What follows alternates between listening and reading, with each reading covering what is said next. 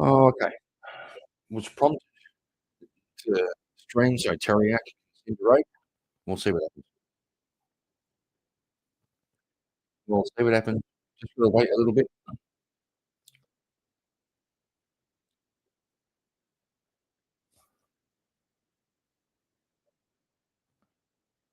do some setting up while we're here.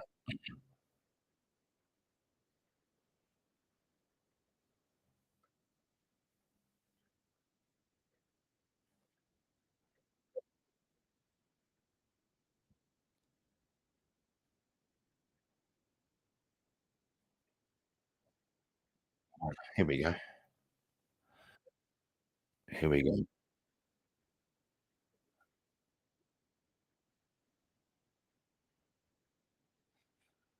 Right, that should do it. Got that one set up.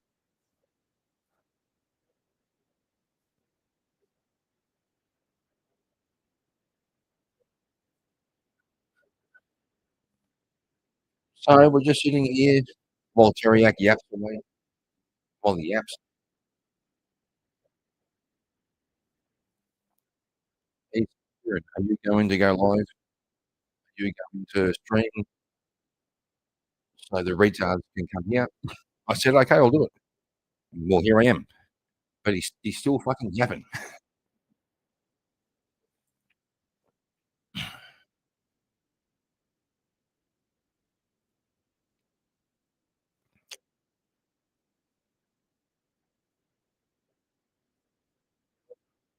Thanks, brother. The main thing is, I did make a new stream called Tareyak is Caucasian Gay. Go to that one. Thank you, man.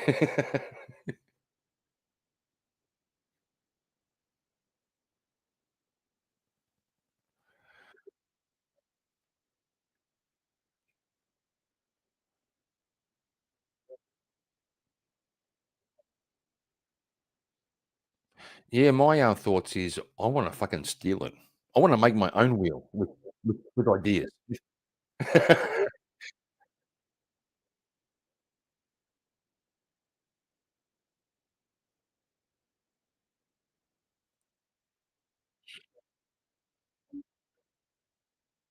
Nice.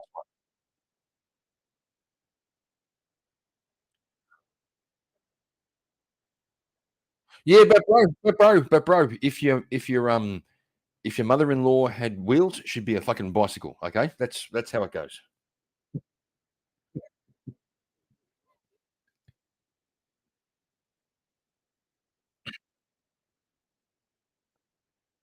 I know. Shout out to Easy. That's a good point. Shout out to Easy. Yep, yep.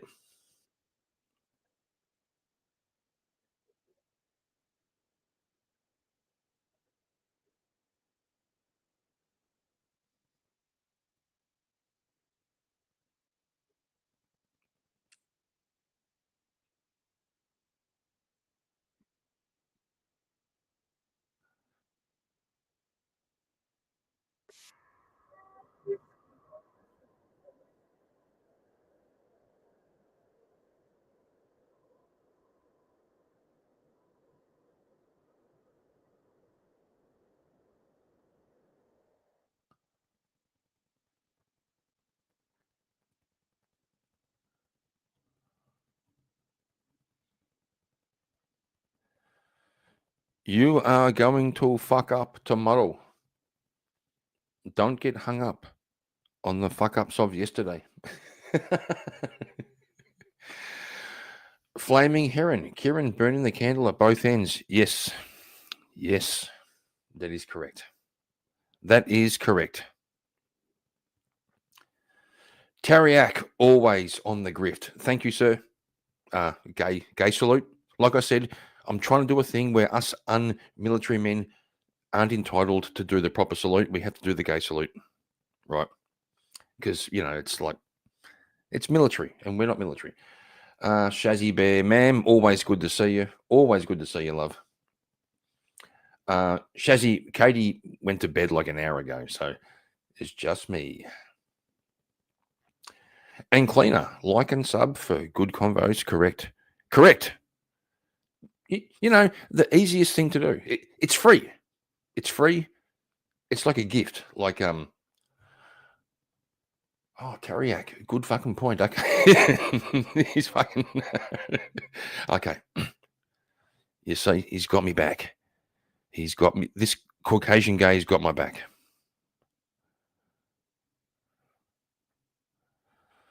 I'll do better. I'll not only link, I'll also pin. You see, that's how us boomers go. Once you learn to pin, you never go back. Okay, here we go. And Rev Russ, it is. It's the gift that keeps giving, you see. Like liking and sharing and doing all that stuff. It's, well, tell you the truth, I don't really care. I'm just lying. What I care about is you mofos coming over into the chat. Tareyak, you enjoy yourself. Little fucking leprechaun.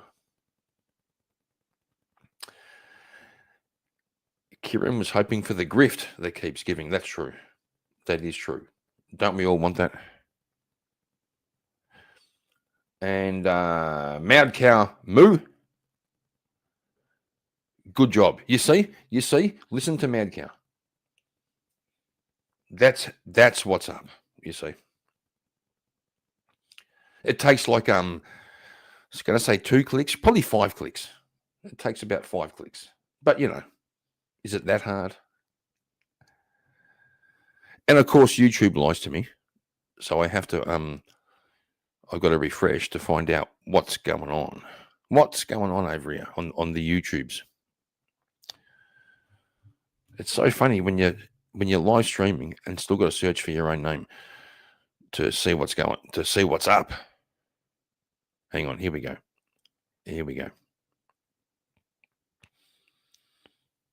You see? 8 likes. 22 watching and 8 likes. That's not great, but it's okay. I don't blame you for hanging around a bit to find out what's going on before you hit that like. Well, pretty sure the link is pinned. So if any of you crazy mofos want to hit that link and come up, that'd be really good.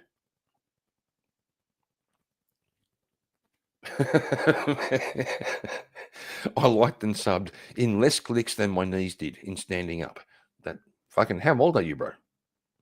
Or ma'am, I'm not sure. Mad cow, I don't know, but you know, appreciate it.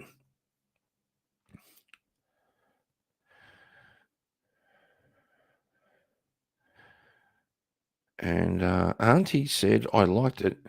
The sub is pending. Ah, you see? Yeah, gotcha, Auntie. Yeah. Like you're prepared to do a like, but a sub, that's like a commitment. Oh, Mad Cow's 43. How you going, whippersnapper? 40. I kind of remember being 43. It was a long time ago.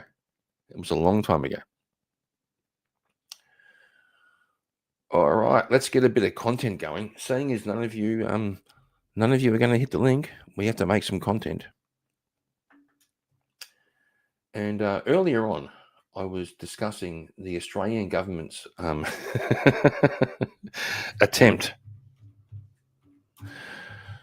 to teach us about this little thing called consent.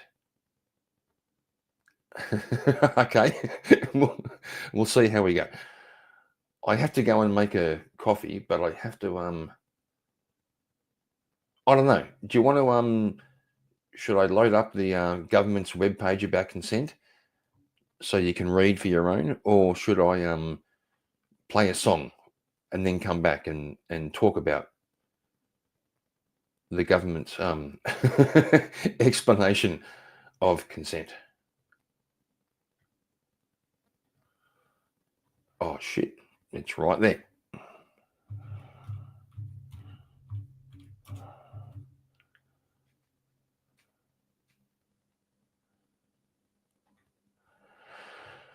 Well, Flaming Heron, do I need to ask the government to vote now, or can I do that myself now? Here in Australia, we have a thing called compulsory voting. Right, right. that's that's democracy in action. If you don't vote, you get a fine. It's not much. It's like $20, but it's a weird concept.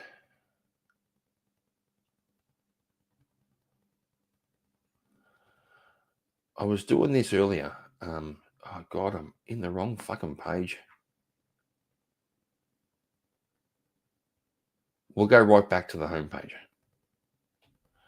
and we'll see how we go. Oh shit, this thing goes on forever. Literally a web page with the URL www.consent.gov.au. It's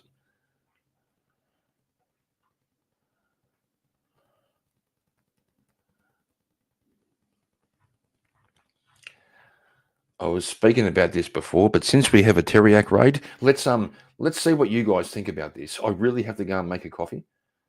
So I'm going to share. No, I'll play a song. I'll play a song and then I'll come back. Don't go away.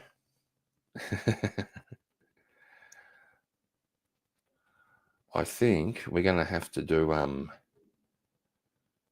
I could do Katie Loves Me. I could do Kieran's Bud Light. I could do Kieran's Ghey. No, we'll do Speakeasy's one. Okay. Give me the time it takes for this song to play. I'll make a coffee, I'll come back, and we'll talk about consent.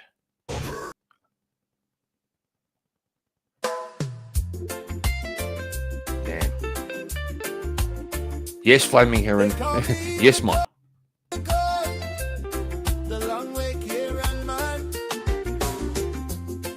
Australian down by the beach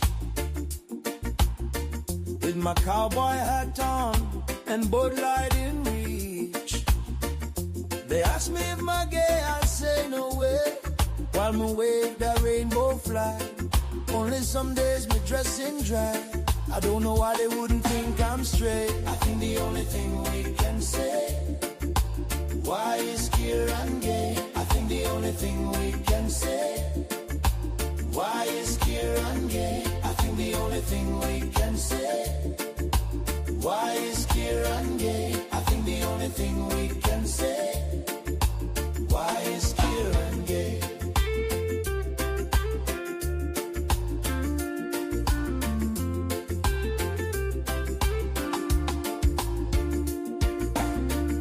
Some come to feel that island beat. I just come to feel the guy they meet. Riding kangaroos bareback with dudes. If the emus come, we'll surely lose. Shrimp on the Barbie, 6 dicks is a party. Tinfoil at his McFly at the Marty. I think the only thing we can say, why is Kieran gay? I think the only thing we can say, why is Kieran gay? I think the only thing we can say, why is Kieran gay? I think the only thing we can say, why is Kieran gay?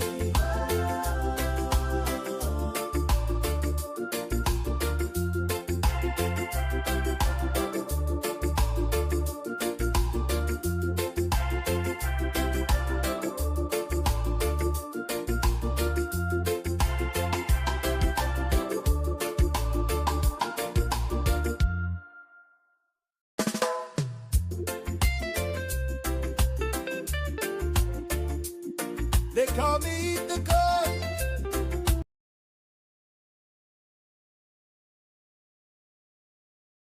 It almost replayed.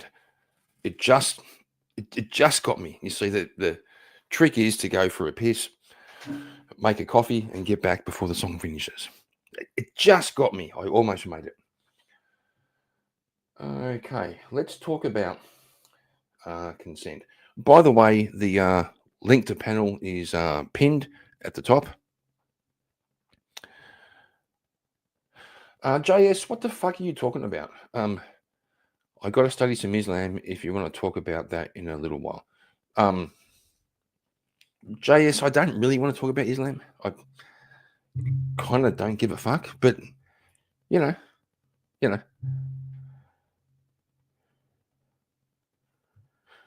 Provo, what? Good to see you, man. Is there serious contention between you and Tareyak? No, bro. There is unserious contention between me and Tareyak. That's funny. No, me and Tareyak, like he's a retard, and so am I, and so we're like we're he's Irish, so am I. In case you haven't noticed by my accent, I was born in Belfast, in Northern Ireland. Not even lying. Came to Australia when I was 4 years old. Yeah, Provo, relax, bro. It's nah, Taryak's cool. That little fucking leprechaun retard. He's fine. He thinks too much. That's his problem. He thinks too much.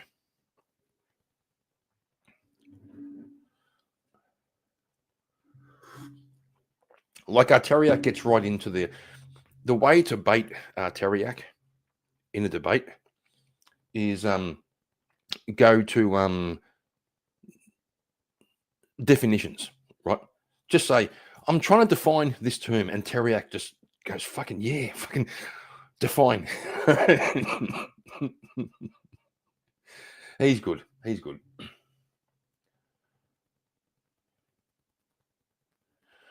Oh, there we go. Reverend Russ.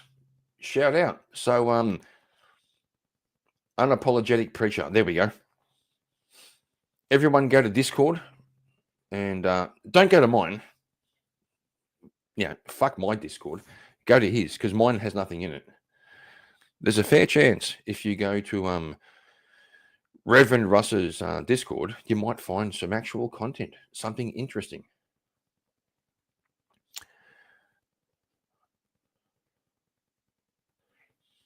That's true, Provo. That's true, which I appreciate. Oh, are you guys doing a thing? Like, are you guys flirting, Provo and Marilyn? You see, I'm trying to find a husband for Marilyn, right?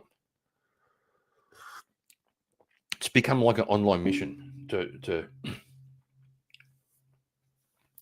yeah, I've been trying to find a husband for. I'm trying to find a man who can handle Marilyn. It's kind of like having a daughter. Like you want to get her off your hands. So can somebody just wife up Marilyn and just get her? Just go and look after her and.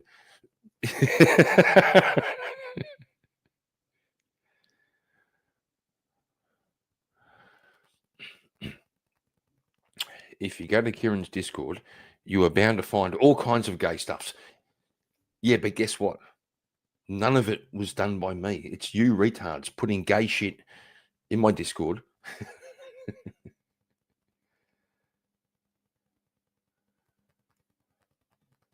Heron, that would be rude. That would be rude.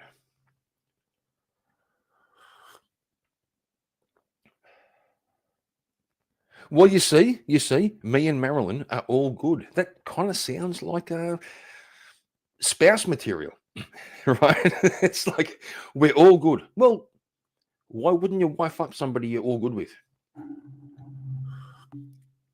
Seems to me to make perfect sense. But if you're going to get married, kids, we have to talk about this little thing called consent, okay? Oh, why can't I share the screen? I'm trying to do it.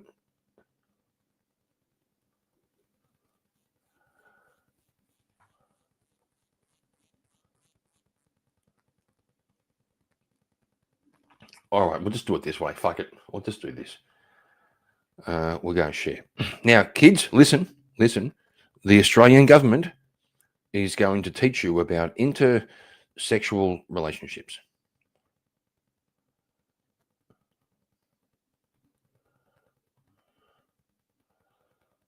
Good enough. Now, pay attention.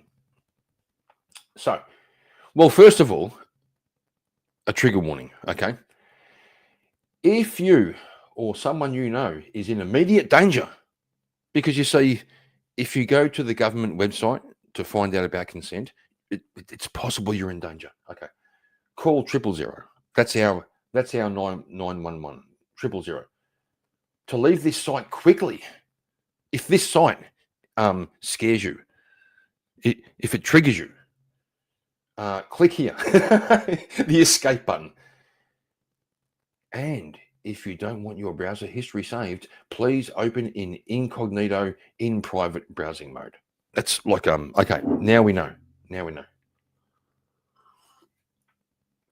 Okay, if anybody is offended or triggered by consent, then there's a link somewhere to go and watch Kittens. Okay.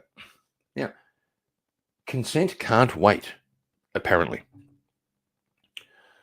So we'll read. Most Australians agree that consent is key to healthy sexual experiences. But what does consent mean?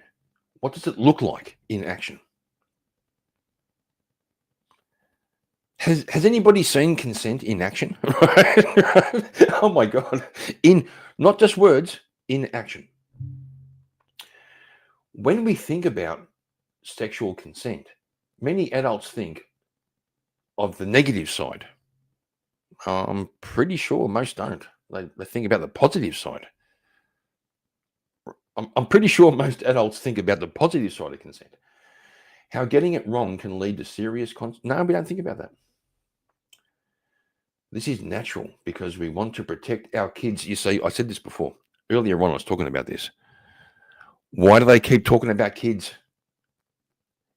Right? We're having a discussion about consent between boom, kids. And it's how many of us, no, we weren't. But talking about consent doesn't have to be something that only happens when things go wrong.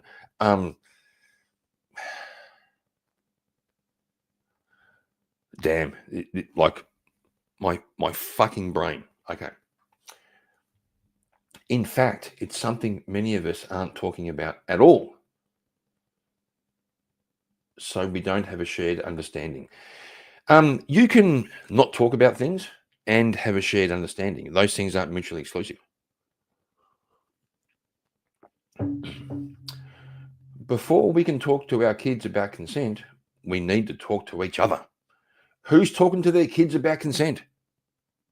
Who does that?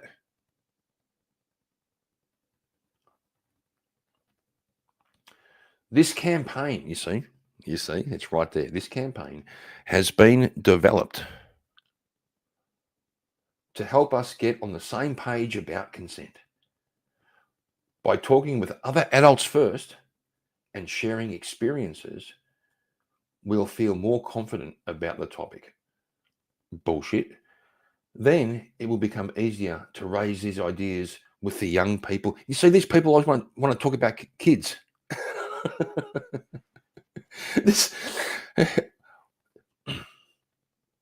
Together, we can help create a safer society and reduce instances of sexual violence.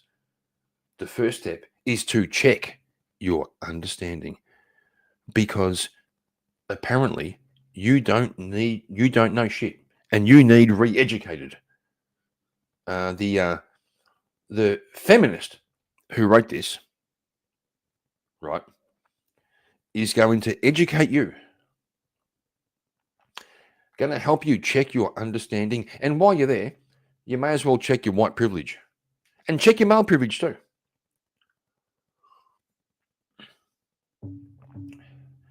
Understanding consent means challenging what we think we already know about the topic.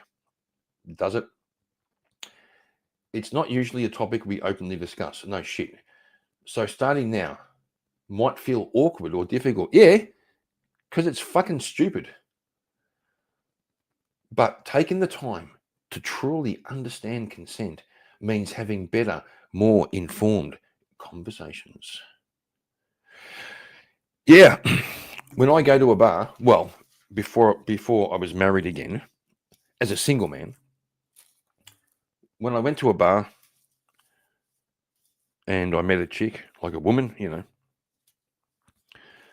And I said g'day, and she said g'day, and we were talking, and you can feel the chemistry. I really wanted to check my understanding by generating a question. I wanted to have an informed conversation. and she did too. I could see it in her eyes. You know, the light was dim. We were a little bit tipsy. There was this chemistry thing going on. And I thought the one thing missing is an informed conversation. In fact, if I look back in my life,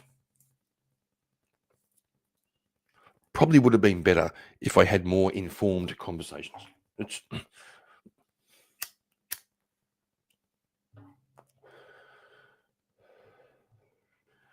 All right, we have consent explained. Okay. What is sexual consent? Sexual consent, apparently, is a free, voluntary, and informed agreement between people to participate in a sexual act. Free, voluntary, and informed. Can you be informed by non-verbal communication? Does informed mean like a form that you fill in, or a conversation, or can you rely on your instincts and your natural ability to read people? This agreement is only present when these people mutually, fair, and genuinely feel they want to engage in that sexual act and actively make sure their partner get the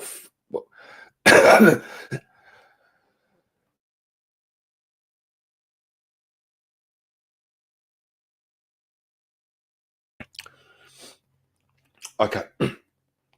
This is retarded. Let's generate a question. How do I bring up consent? Flaming Heron. Okay, let's have a look. Can you give consent if you were drunk? I know women love to go with that, even when both people are drunk. Yeah.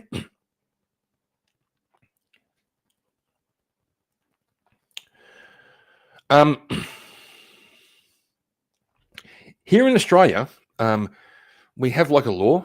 If a woman is drunk, she can't give consent, right? If a man's drunk, it doesn't apply. So if me and Mrs. Markin both get a bit drunk and then roll around in bed, yeah, I'm breaking the law. It's so fucking retarded. All right, YouTube's lying to me again, so I've got to just check what's going on. You see, I need a fucking producer. Need a producer because I'm dealing with all these things at one time. But that's okay. I'm sure you can bear with me. 22 watching, 11 likes. That's not bad. That's 50%. Exactly 50%. Well, almost exactly.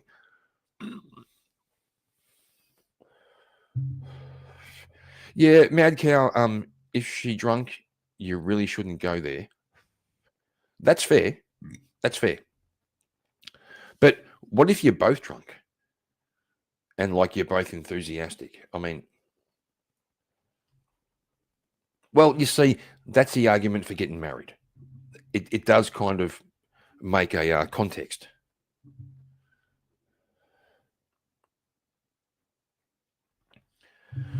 Okay, how do I bring up consent? Okay, there are lots of ways to bring up consent. Are there really? Asking someone directly before and during a sexual encounter is the best way to make sure they feel safe. Oh shit. So you meet a woman at the pub or the bar. There's obvious chemistry. And she says, come to my place. And you go, okay. You go back. and you're both, fooling around, having a kiss, a bit of a hands-on. Just want to check, is it okay if I undo your bra? Would that be fuck me? It doesn't have to be formal or awkward. In fact, consent makes it more fun. Boys, I never knew. Outward, formal, verbal consent makes it more fun. I fucking never knew that. Literally saying it. You could ask, can I kiss you? Is this okay? Or does that feel, get the fuck out of here? Does that feel good? Remember, everyone has complete control over their own body at all times. Well, that's fucking wrong. That's ridiculous.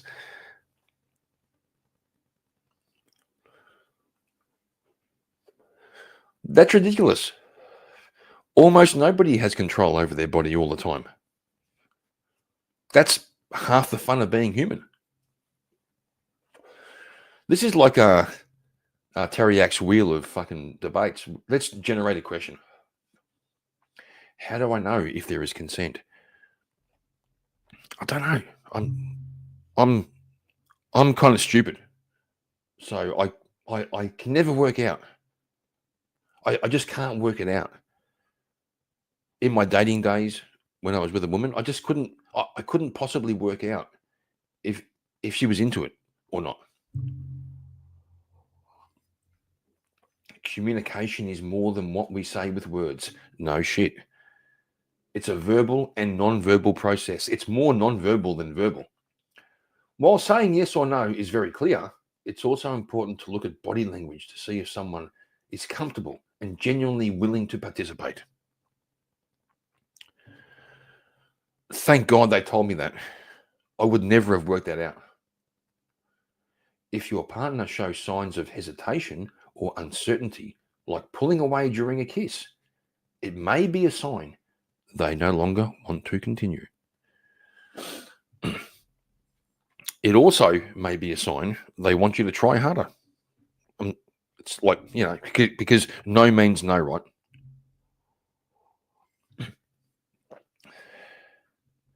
Okay, generate a question. Is a kiss consent to more? No, it's not, apparently, according to the Australian government. Agreeing to one sexual activity, like kissing or touching, doesn't mean agreeing to other sexual activities.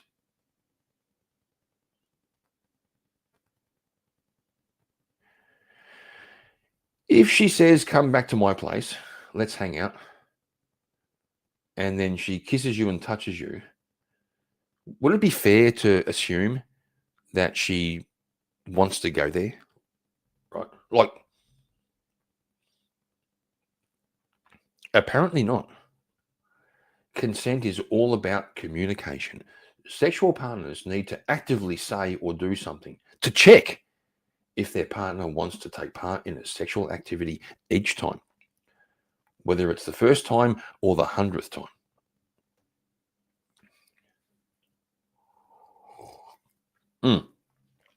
Cleaner, yes, you do. Yes, you do. You have to ask her, is she still consenting? Right? Is she comfortable? Right? Just want to check, just pause for a second. I have this form. Please tick the box that says, I'm still willing. Sport brand, my man, haven't seen you for a while. I say keep it formal. Wear a tuxedo, a top hat, and say, my lady. And a cape. And yes, I agree, sport brand. I think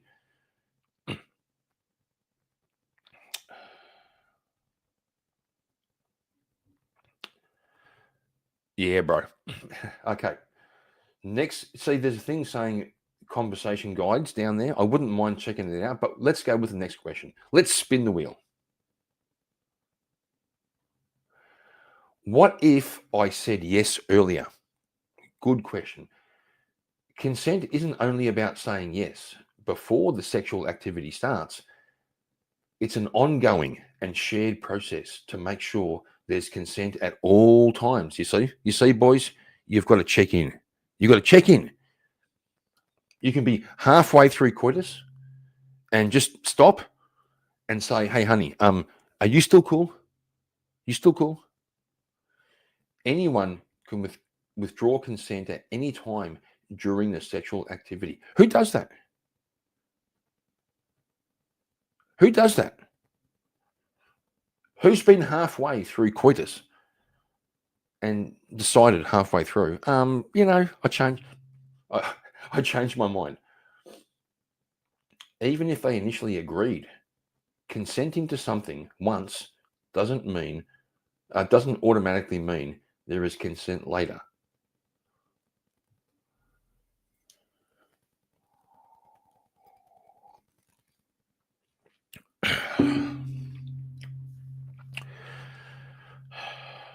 Okay, boys. Do you know the Australian government was trying to bring out a consent app? Not even joking.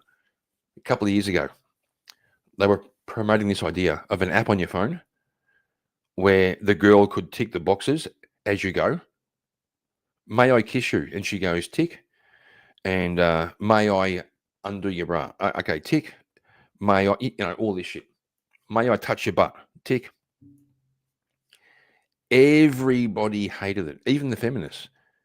Because the feminist approach was, well, a guy could coerce a girl to tick the boxes and then be abusive, and he has proof. Generate a question.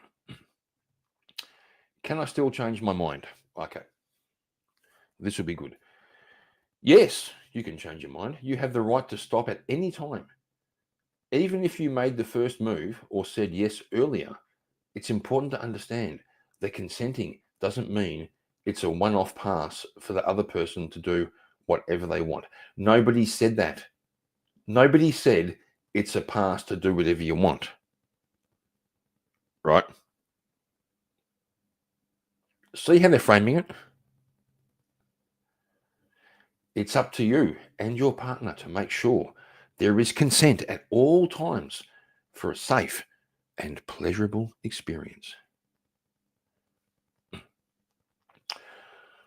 Wow. Okay. Next one. Do I have to ask every time? Oh, shit. Wagira, don't be ableist.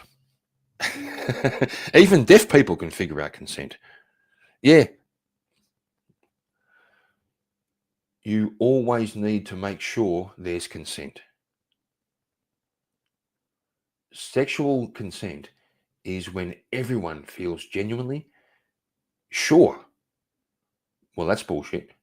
Or enthusiastic. That's based about taking part in a sexual activity and understands what that sexual activity is. Oh, shit. Consent is an ongoing communication before and during the sexual experience.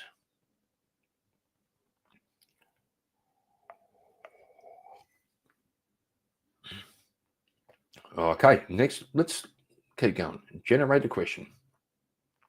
What if we're dating?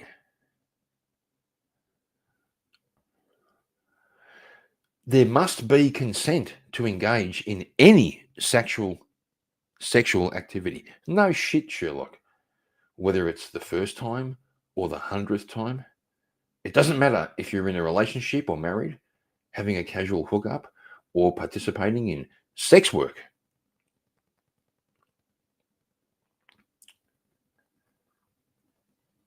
I'm pretty sure if you pay a girl $150 to have sex, she's pretty sure that's consent. Every kind of sexual interaction needs consent. Oh, holy shit.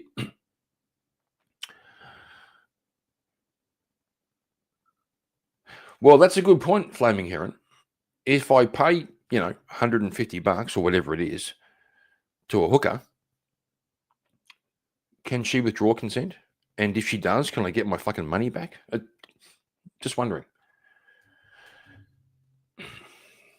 Next question. What if we're not that serious? Which is most hookups. Communicating consent is about making sure everyone involved feels safe, respected, and in control of their own body so they can have a fun, pleasurable experience. That's the main thing, right? You say it has to be fun and pleasurable. It's what it's all about. It's all about fun and pleasure. It's not about, bonding. It's not about, bonding. It can't be about bonding.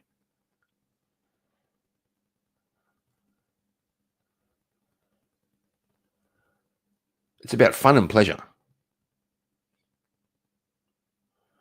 And also, I think sometimes when it says people want to feel safe, respected, and in control of their own body, I think sometimes when people are hooking up, the point is you don't want to feel in control of your own body, right? You want to feel that you're overtaken. It's better in marriage. Don't do that. Don't do that like it with hookups. But I think part of the sexual experience is to kind of lose a bit of control. That's part of the fun and pleasure. Fuck me. Every sexual encounter is unique, and both partners have the right to consent. Have the right to consent freely? What the fuck does that even mean? Hey, boys, just hot tip from the Australian government. You have the right to consent freely. Oh, shit, it's killing me. All right, next one. Will it ruin the mood? The answer is yes. Of course, they're going to say no. Not at all. If anything, consent can be fun, flirty, and sexy. No, it can't.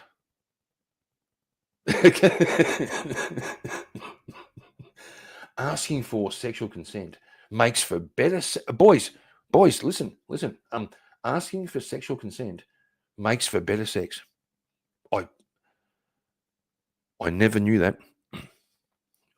Everyone needs to feel safe and comfortable before they can really enjoy sex. No shit, Sherlock. Consent doesn't have to feel overly formal or awkward. You're making it formal and awkward. It can be as simple as asking questions like, does this feel good? Get the fuck out of here. You can tell if it feels good. You can tell. Just pay fucking attention. There's nothing hotter than being in the middle of what we used to call heavy petting, right? Does this feel good, love? Oh, fuck me. She'll say, it did until you said that.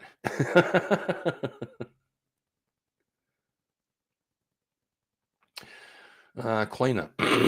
Insanity. Yes. Everything women show us says not to do what this is telling us. Yeah. Crazy that the words say one thing and the actions say something completely different. Next question. Is it too late to talk about it? What do you reckon they're going to say?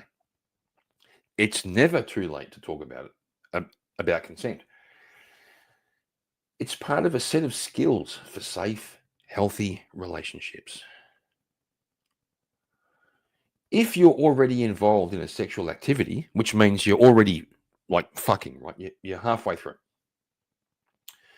And you can see signs of hesitation or uncertainty in your partner's body language or the words they use. Slow down and ask them. If they say no or seem uncertain, it's important to stop, right? Well, that never happens, right? If you find yourself in this situation, where you're halfway through the deed and she's like recoiling. She was recoiling before you started. Like, see, like this never happens. What do I do if someone withdraws consent? Oh, here we go.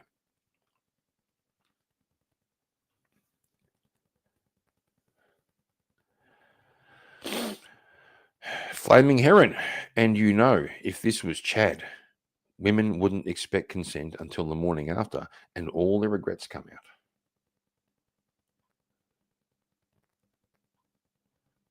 Sport brand. Renew vows every year. Are you still consenting, my love?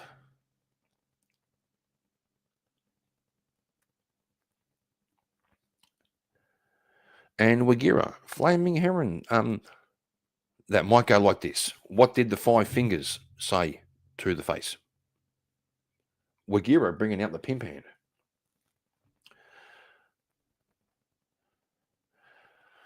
Okay, so what do I do if someone withdraws consent? I wonder, what do you do? I could never work this out. I've been thinking about it like forever. What do you do? Well, we'll ask the government, the Australian Labor government. Well, withdrawing consent is when someone changes their mind or asks to stop. It's good to know. Indirect expressions like I'm tired or I'm feeling a bit off, or non-verbal cues like going still or quiet, can also indicate withdrawing consent. Yeah, it can also indicate like try a bit harder, like be more creative, or it can. It's like there are many reasons why someone might withdraw consent. No, there's not. No, there's not. It's okay to feel disappointed or embarrassed. No, it's not. But you must always stop and respect the person's decision. You can stop. You can stop and not respect the person's decision. Because who on earth would do that? Who on earth would get like partway through the act and go, like start off going, yes, yes, yes, and then halfway through go, no. No one does that. Next question. What if we've been drinking and we go back to their place? Ooh, spicy. Alcohol and drugs can affect people's judgment and ability to make informed decisions. No shit. Fucking lucky they told me. I never knew that. It's understandable that drinking or getting high might impact someone's ability to consent. That's why it's important to be aware of the signs of intoxication. Boys, be aware of the signs of intoxication, okay?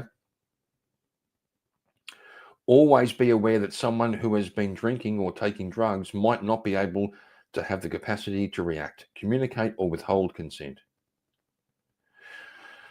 Okay, boys. So, if you and the wife both have some wine and watch a bit of Netflix, and you're both a bit tipsy, be aware she might not be able to withdraw consent. Just saying. Be very careful there, boys. If you are unsure, the best thing to do is slow things down and wait until everybody is sober. I don't agree. I reckon if you're married and you're both a bit drunk, the best thing to do is to roll into bed, have a laugh and a good time. Then get sober. What if I'm not sure? Consent is about respecting each other's autonomy and making sure everyone involved feels safe, respected, and in control of their own body so they can have a fun, I'll be done this one, pleasurable experience. If you are not sure if the other person is into it, slow down and ask them. If they say no or seem uncertain, it is important to stop. Show that you respect that they don't want to continue. This is fucking retarded. This is retarded. Shazzy.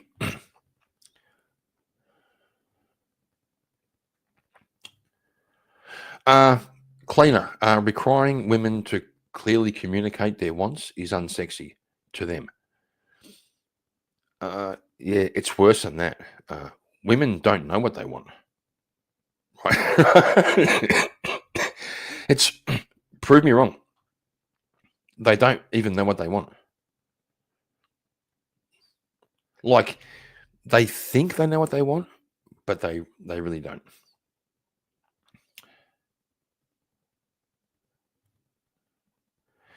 And Wagira, no can mean something as simple as make me laugh.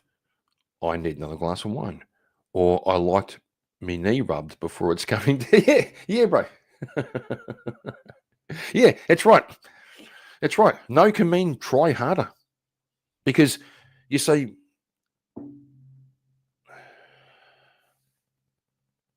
no, I'm not going to say it. I'm not going to say it.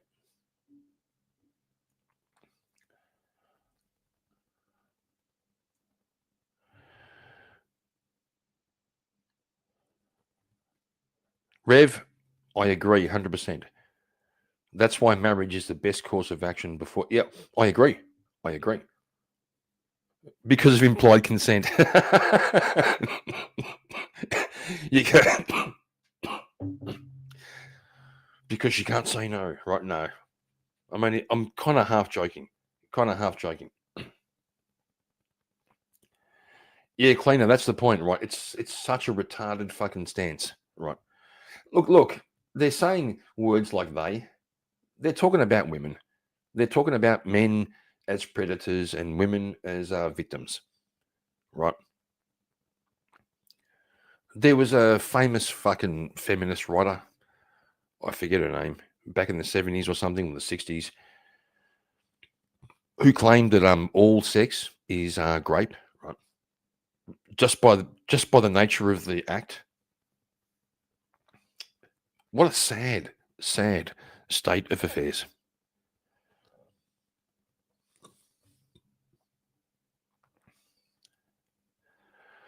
All right, one more.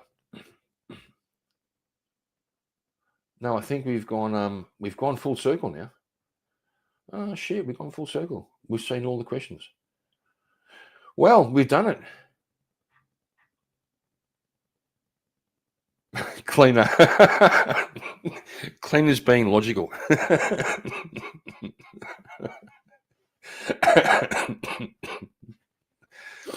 It's true. Or the comedian Jimmy Carr, he pointed out we could eliminate grape tomorrow if all women just said yes. It's done. It's gone.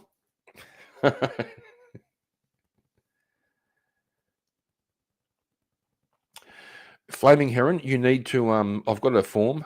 I've got like a website with an online form where you can explain where you can ask consent.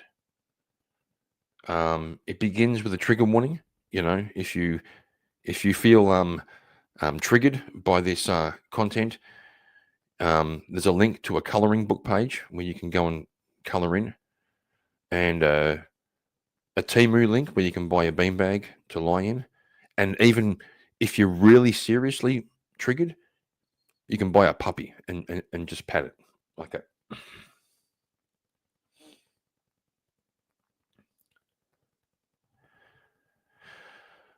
Lol, I can't help it. I drank too much coffee and smoked too many cigs. My logic system is kicked in overdrive. Bro, I'm right behind you. Okay, I'm getting there. Because it's 3 minutes to 4 in the morning, and I've got work at 8 o'clock.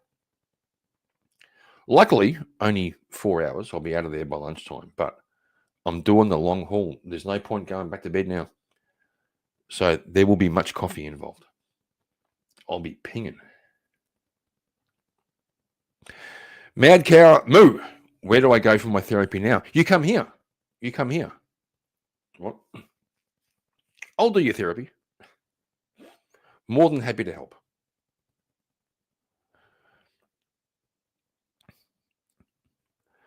All right.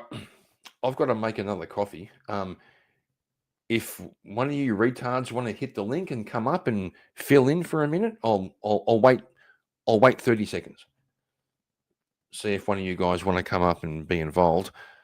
Otherwise, we'll play a song while I go and make another coffee. I am going to pay tomorrow. Okay. Marilyn, yeah, I've had my fill of ick for the rest of the day. Take y'all. Bye then. Okay, Marilyn, see you later. Thanks for dropping by. Facts. Shazzy Bear. Ma'am. Facts.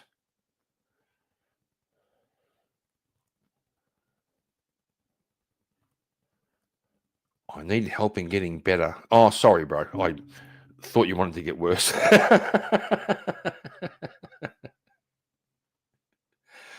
Getting better? Not sure I can help.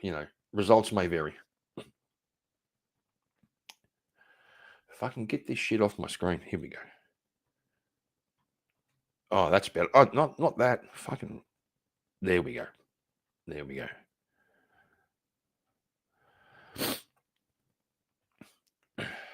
Bobby Ballbags is in the house.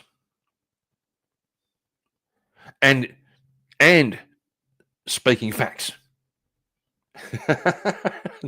That little poofter.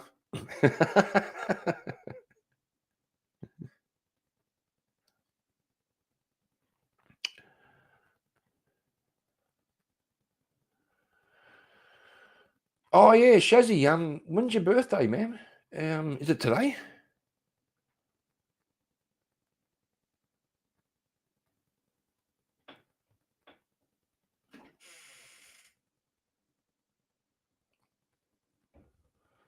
I think the cat's opening the fucking door. They're fucking sneaky, those little guys. Ball bags. It's 4 a.m. right now.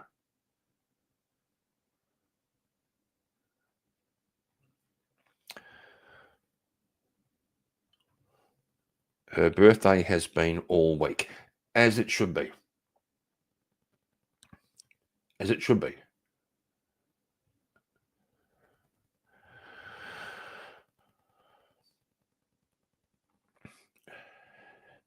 Yeah, bro. 4 a.m.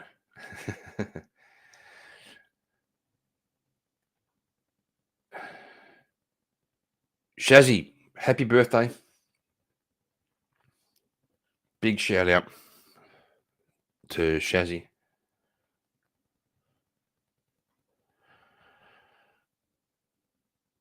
Well, I reckon it's time to go and make a coffee. Let's play one for Shazzy, okay? Hang on. Bobby Ballbags, I'm getting off work right now. Went on at 2 a.m. Bro, that's fucking brutal. I've done an early shift before. It sucks dick. It's fucking horrible. Good on you. All right. Well, let's play the Shazzy song while I go and get a coffee.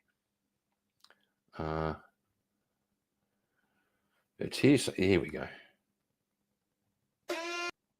Shazzy, this one's for you.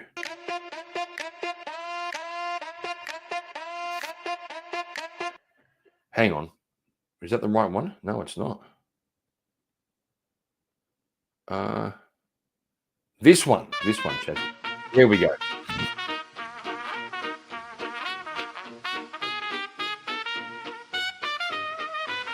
In a corner of the net where the love runs deep, where the hearts are real and the vibes don't sleep, there's a light in the dark, there's a name they cheer.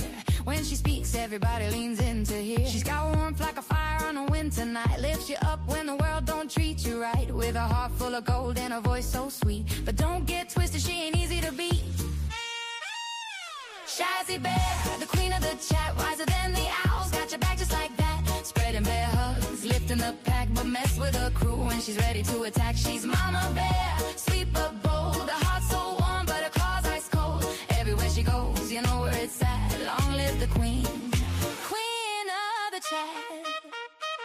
She don't need a crown, she don't need a throne. Her kingdom's built on love and she holds her own. A whisper of calm, a thunder when she roars, standing proud while she opens all the doors. When the storm rolls in and the sky turns gray, Shazzy Bear's the one who will light your way. A laugh, a joke, a wise little nod, like she's tuned to the frequency of God. Shazzy Bear, the queen of the chat, wiser than the owls, got your back just like that. Spreading bear hugs, lifting the pack, but mess with her crew when she's ready to attack. She's Mama Bear, sweet but bold, her heart so warm, but her claws ice cold. Everywhere she goes, you know where it's at. Long live the queen, queen of the chat. Cute as a cub, but don't be a fool. She'll school you in kindness and old soul rules. She's the heartbeat, the sage, the light in the room. When Shazzy shows up, the flowers bloom.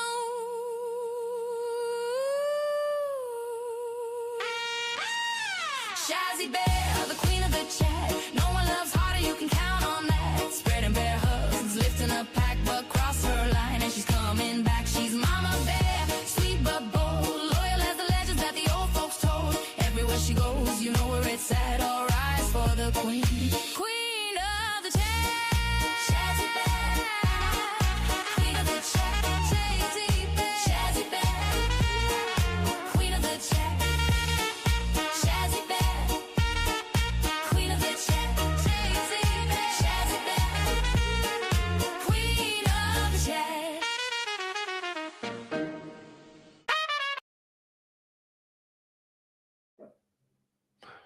That's what's up. That's what's up.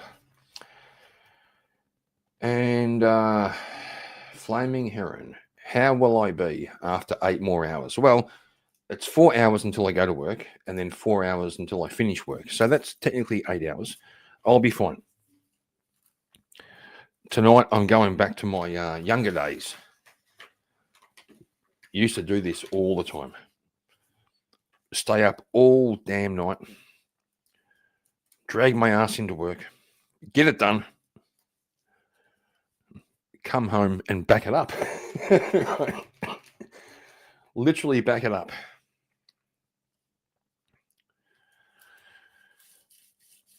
Because sleeping is for pussies. You know, Cleaner, thanks for coming around, man. Appreciate you. And you stay safe too.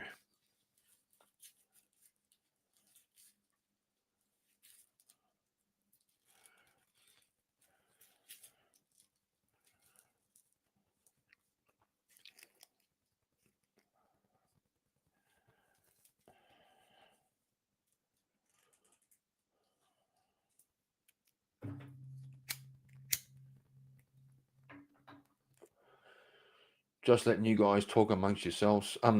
Bobby Ballbags, you see, I've never done like drugs, right? A little bit of weed when I was younger. It didn't suit me. Because I'm not going to lie. I think life's already a trip. Not even fucking lying. Life is, every morning I wake up and life's a trip. So I don't need to double down. You're welcome, Shazzy.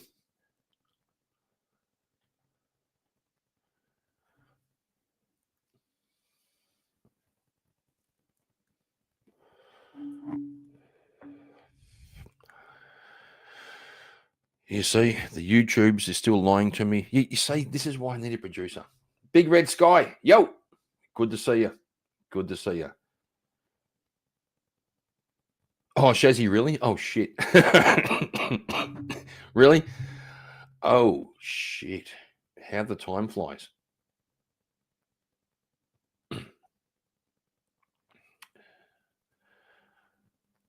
Cleaner seems like a good guy, but I'd bet good money that he smells like the zoo. That's actually probably fair. It's probably fair.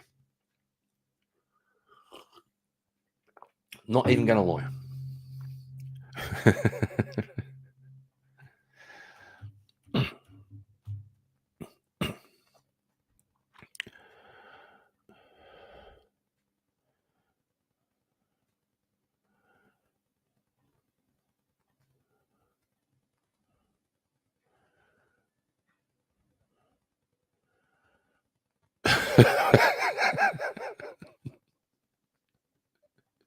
Respectfully, that's the main thing. You see, words matter, okay? Words.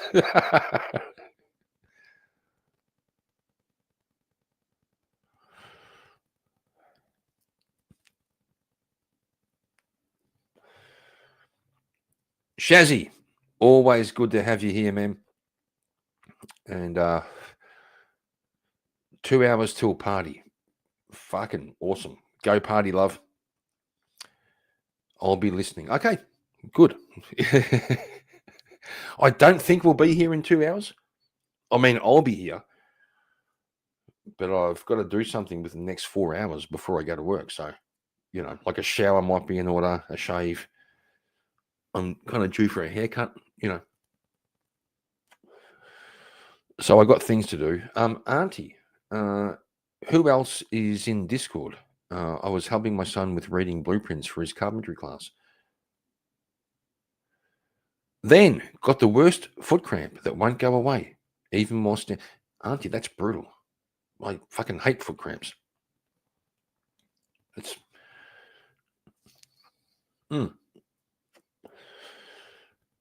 Yep, I hate them.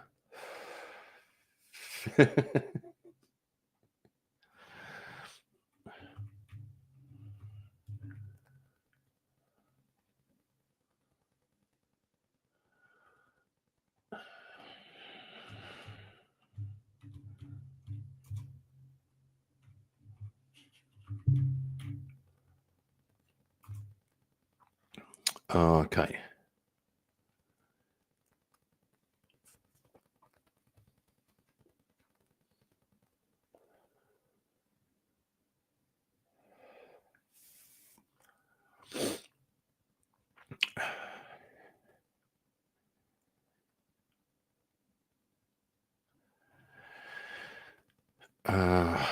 One of those ones where your toes try to curl. I don't know, Auntie. They're kind of pleasant. Like, it's bad. It's bad, but it's also kind of nice, right? I'm not gonna lie.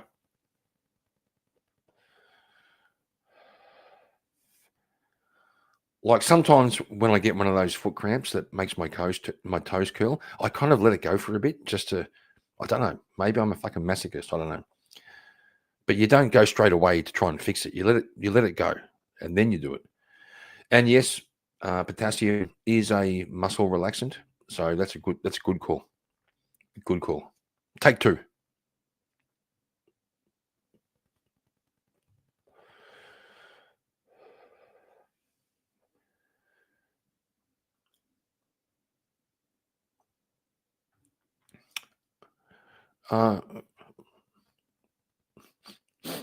Well, stupid is as stupid does.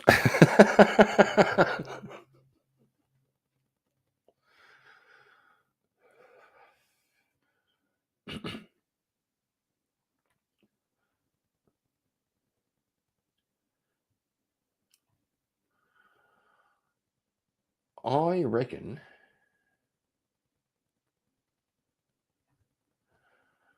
I reckon.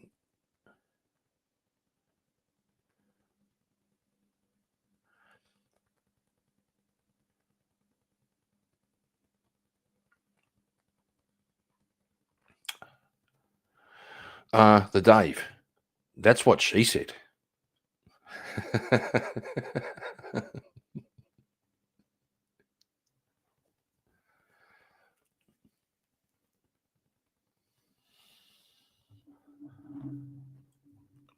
Heron, shut up. We're going to push on through because sleeping is for pussies, right? Now,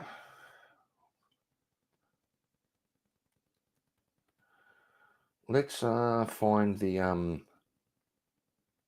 lovely Caitlin Bennett from Liberty Hangout. Yeah, I should drop a link because she's pretty based, right? She is pretty based.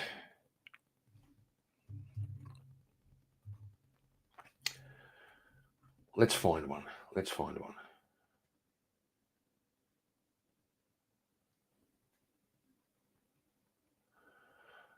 She has one called A Real Dialogue with Democrats. Let's check it out. Let's check it out. Okay.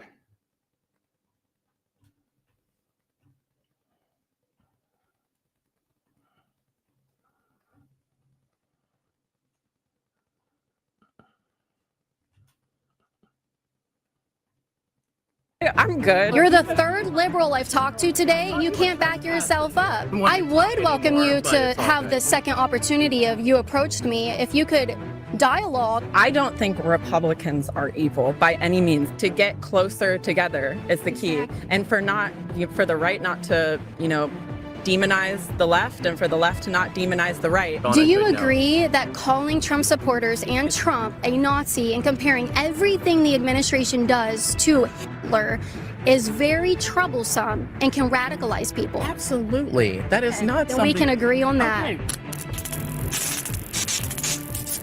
Okay. All right. So what else has he said that's hateful? I'm good. Honestly, I've seen you so much on TikTok, and I can. Thanks for following my content. I think it's funny. You're the third liberal I've talked to today, and you can't back yourself up. Would you support me being trespassed from public property? I would welcome you to have the second opportunity of you approached me. If you could dialogue and actually give me proof for the things that you said about Charlie Kirk, I would love to hear your perspective and maybe Proof even about what he said. It's fine. Thank you so of what much. he said. Yeah, and I would love to hear what you've heard and said and maybe give you a different perspective. Have you not seen the videos? Oh yeah, I have. And what do you think of the videos? Well, you keep saying the videos. I would like to know. I have a question as well. I would like to know what, if you defend every single thing he said. I don't. Okay. So she has a vocal fry. Right. She has vocal fry. And this dude, tell me, boys and girls, is there anything about this guy that's masculine? And is it bad to be a non-masculine man? I'm going to argue yes. And okay. Just had to give my 2 cents worth. Well, I think your arguments lose a bit of weight when you're kind of an effeminate man.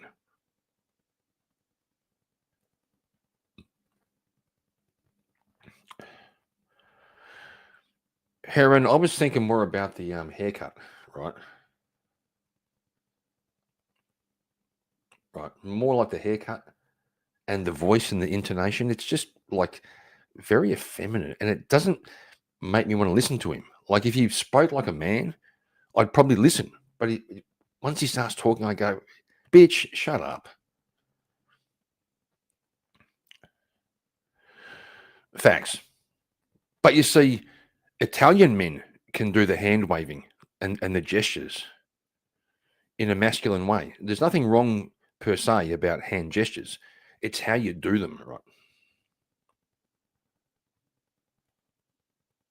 That's what I was going to ask is, do you agree with Charlie Kirk? So I disagree with Charlie Kirk on what he believes Catholicism is. That's one area that I disagree with him on. I also disagree with him on the death penalty because I'm Catholic, and he justified the death penalty, and his reasonings make sense just from my Catholic standpoint and my faith. I don't agree with that. He was also very welcoming into anybody joining the conservative movement. I feel that the conservative movement should be a little bit more gated into who can be, call themselves a conservative and whatever. I do gatekeep that a little bit because I think conservatism means something. And so I think people who live a lifestyle that's not very conservative probably should be, work on yourself, and then, we could call you a conservative. I have a question then too. Yeah. You told him not to let a man speak for me, but Charlie Kirk's main movement is to have women submit to their husbands and basically have more kids and to just become basically back. What a monster. What a monster. This Charlie Kirk guy, he was promoting that women submit to their husbands and have children. That's hate speech. That's hate speech. How dare he? I was thinking about this, right? We're all born with eyes, an organ for seeing. If a person is born without the ability to see, or through the course of their life they lose their eyesight, it's considered a tragedy because you can no longer use this organ that you were blessed with.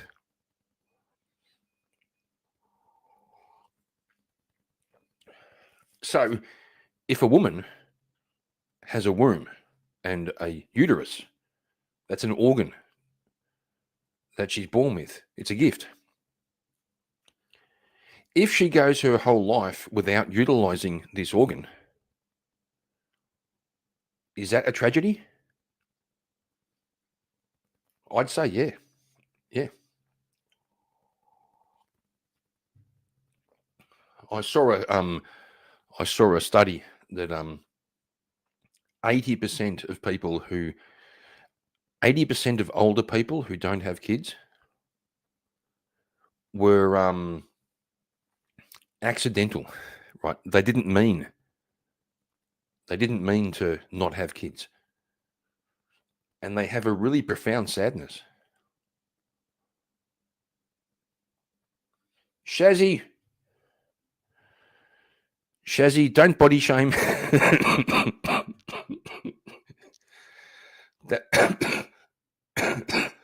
That's rude. That's rude.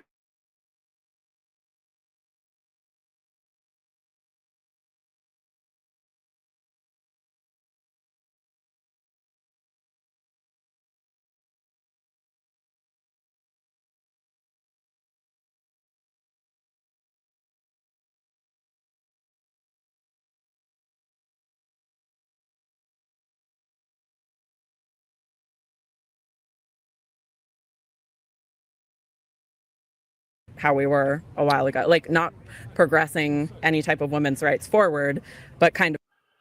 I was fucking muted. Is Pager CC, is that Paige, like average female debater? Has Paige got an alt? Is Paige coming over here with an alt?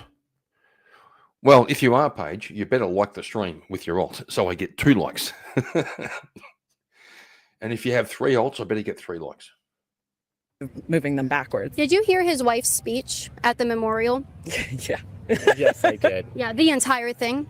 I did. I didn't hear the entire thing. Yes. But So the entire thing, and this is Charlie Kirk's wife, who you're saying would be under his submissive role, right? She gave a speech speaking of her and Charlie's faith and their idea and their dream of the American family. And she literally says, a wife is not your slave, is not your less than, it's not your mom, your maid. right, Yes. but She is your helper. She is there to be one flesh with you, and she is there to be the heart of the home, and women should guard their hearts. when they and have children. But the thing is, I don't want children. He literally made people who don't want children, and I can't tell you the exact quote. I don't remember it right now. If I had the time to find the video, I could. But something about if women don't have children, they don't have value. And So he said this thing, but I can't tell you when. I can't tell you what the quote was, but he said this thing. Great argument. Okay. I think she inferred from what he said. He probably said something like women, I don't know, women express themselves best when they have children, or having children is the best thing a woman can do. Probably something like that. And she's inferring, if you don't have children, you're worthless. I bet he never said that. I think that's extremely hurtful to people who don't want children like me. Like that was his sentence, that women who don't have children do not have value. Yes, similar to that. It probably isn't those exact wordings, no, but there's some similar quote that he said that I think what he was probably saying, because we can't speak for him right now, and I don't know that clip that you're talking about, but I would love to see the full context. Hi, there's someone taking a picture of me.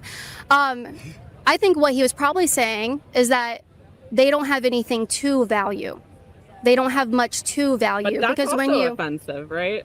Well, I mean, because that's not true to me at all. and that's fine. Ladies in the chat, is that offensive? Like, she's offended that Charlie Kirk said something like, if you don't have children, you don't have something to value. Well, it could be you don't have the most valuable thing you could value.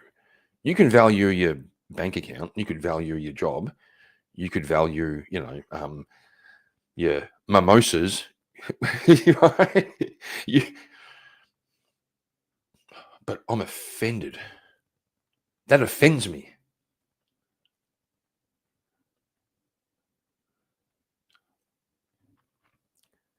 Yeah, bro. Yeah. I think earlier she said, I think she said something like, I don't want to have kids. Yeah, today. But fuck me. One day you'll want to. And it'll be too fucking late.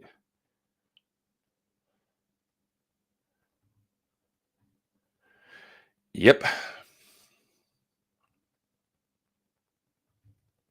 I mean, isn't this simple? Isn't it so damn fucking simple? If that's not true to you, but he is speaking from a man of faith and a faith perspective. But I don't care what a man of I'm faith trying is to talking answer. about. I'm trying to hold on. I'm speaking, and then you can ask. Yep. What he is trying to encourage people. His number one goal, if he were to be a politician, would be to revive the American family, because he has found true joy and a meaning in life that he has never experienced before he was married and had two beautiful young children. And that's wonderful for him, I'm but still why talking. Why are you out here trying to convince people who just don't care? I'm trying to talk to you. Please stop interrupting me. He's not saying that people don't have value if they don't have children, because he straight up told gay people who aren't going to have children naturally that they have value and their life matters. He believes every single person has value on this earth. I think what maybe, and I'm just guessing because I don't know the sources that you're talking about and I haven't seen the video, is just saying the value that a mother gets after she has children is unspeakable, because of the love that she experiences for her children is unremarkable. And that is the most important thing to her. And that's where she finds her value every day in life. And I can speak from experience. I agree wholeheartedly with that. As a mother, there's nothing more beautiful than the love you have for a child who loves you unconditionally. And so I that's would what say he was that's, saying. Like, I'm happy for you all, like that you're mothers, but when you aren't and you don't want to become that as a woman, you can't physically cannot. That type of belief system and telling people that, like, that's the best thing you can do in your life. This is, and I'm sure it is for you guys. I have no doubt that it is. But for me, I hold a different path in life, a different moral place of where I want to go. But your group party makes me feel like I am less than because I don't want to have children. And I don't think that's. I want to hear. I have a question. Hold on. So I guess my question to you is, do you believe that Charlie Kirk's teachings of Turning Point USA aligns with the Republican Party today? Yes. Okay. At this point, there's nothing more that I think we want to talk about. Yeah. That's really the only question as I wanted to know. And what do you find for that question? I know there's context behind that question. What's the context behind that question? The context is, if you feel that the Republican Party, I don't want to use MAGA, I don't want to use Trumpers, I want to go, let's go what it is. If the Republican Party feels that the teachings of Charlie Kirk aligns with the conservative movement of the Republican Party, then that's what I just want. It was a personal question to you, is do you believe that? Is that a bad thing? I'm not in the Republican Party. So Shazzy, how do you know? He's gay. How could you possibly know that?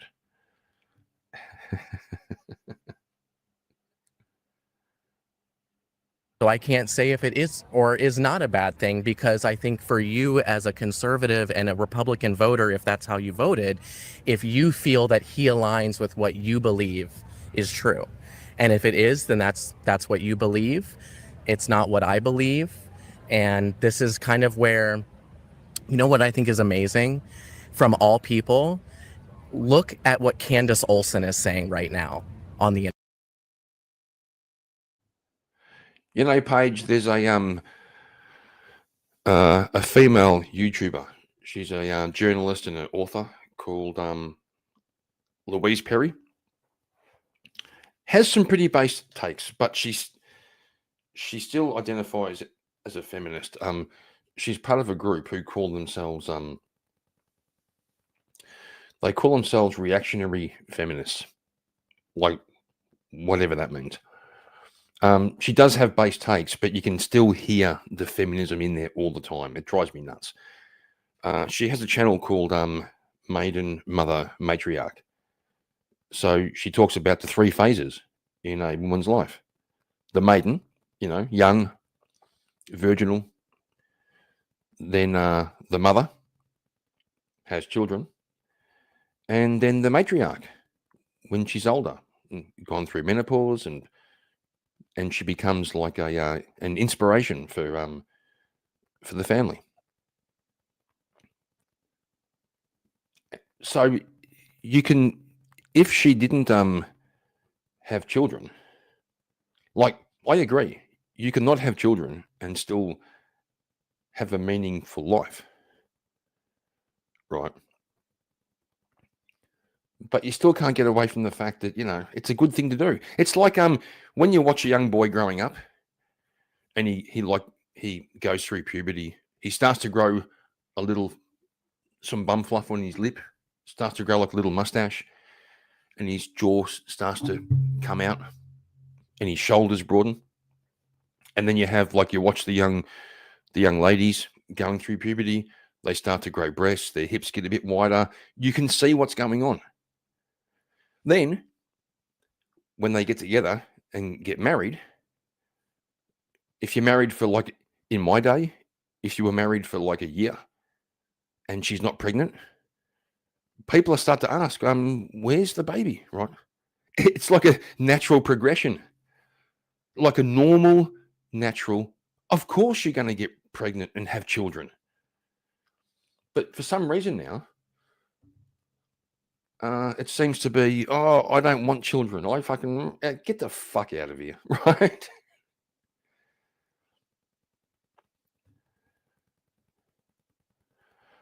Paige, my liberal, semi-feminist 20-something self would never fathomed this change in ideology.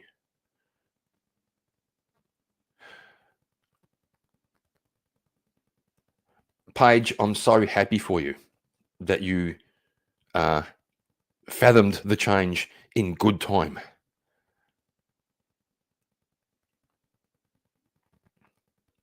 Yeah, I'm so happy you figured it out.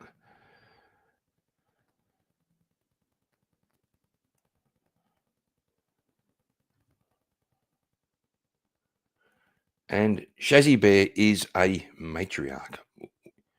Ma'am, we know, the queen of the chat.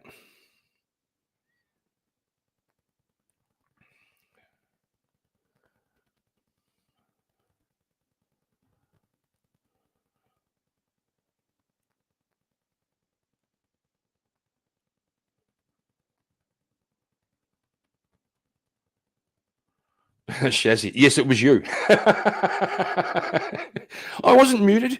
What the fuck? What the fuck, man? I wasn't muted. You're making me think about it, though. Yeah. Paige, with all due respect, you better get on it. You better find that husband and get on it. Early 30s, okay? Not too late, correct, but just facts. Just facts, okay?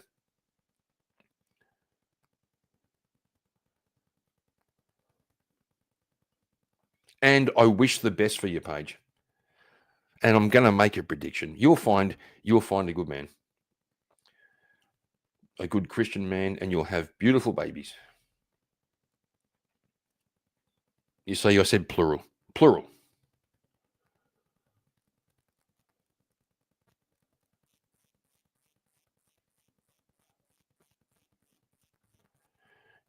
Heron, that's bullshit. That's bullshit.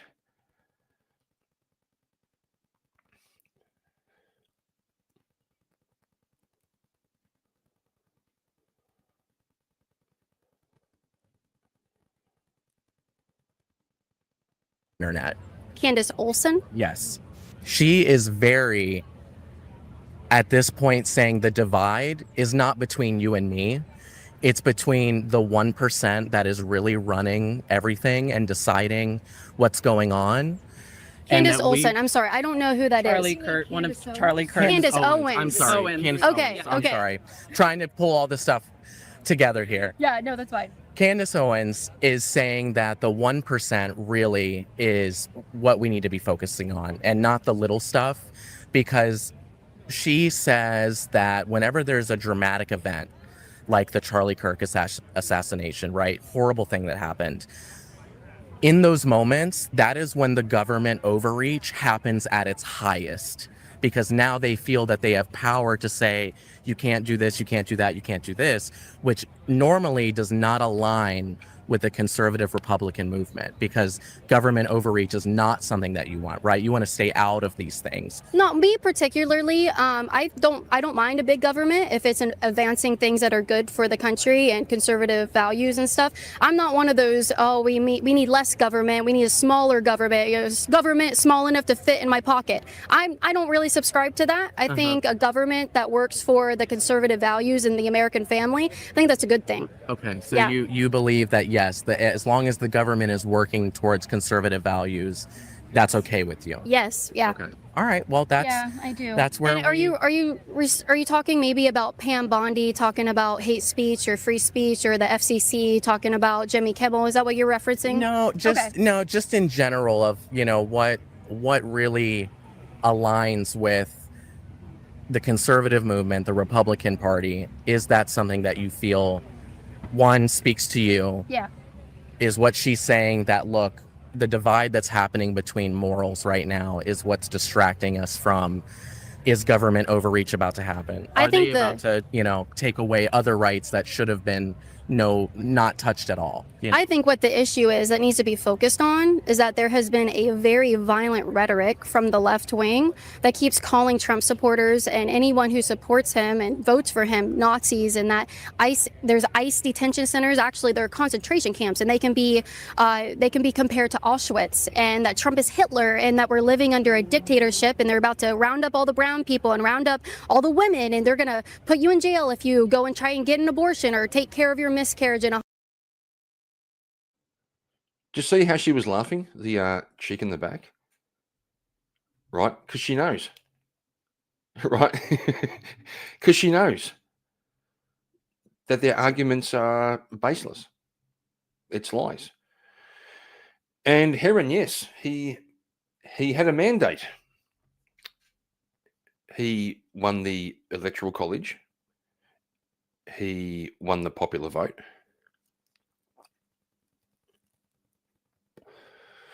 He's the duly elected president, and he's doing all the things he said he would do. And also, this guy does make hand movements like a woman. I'm just saying.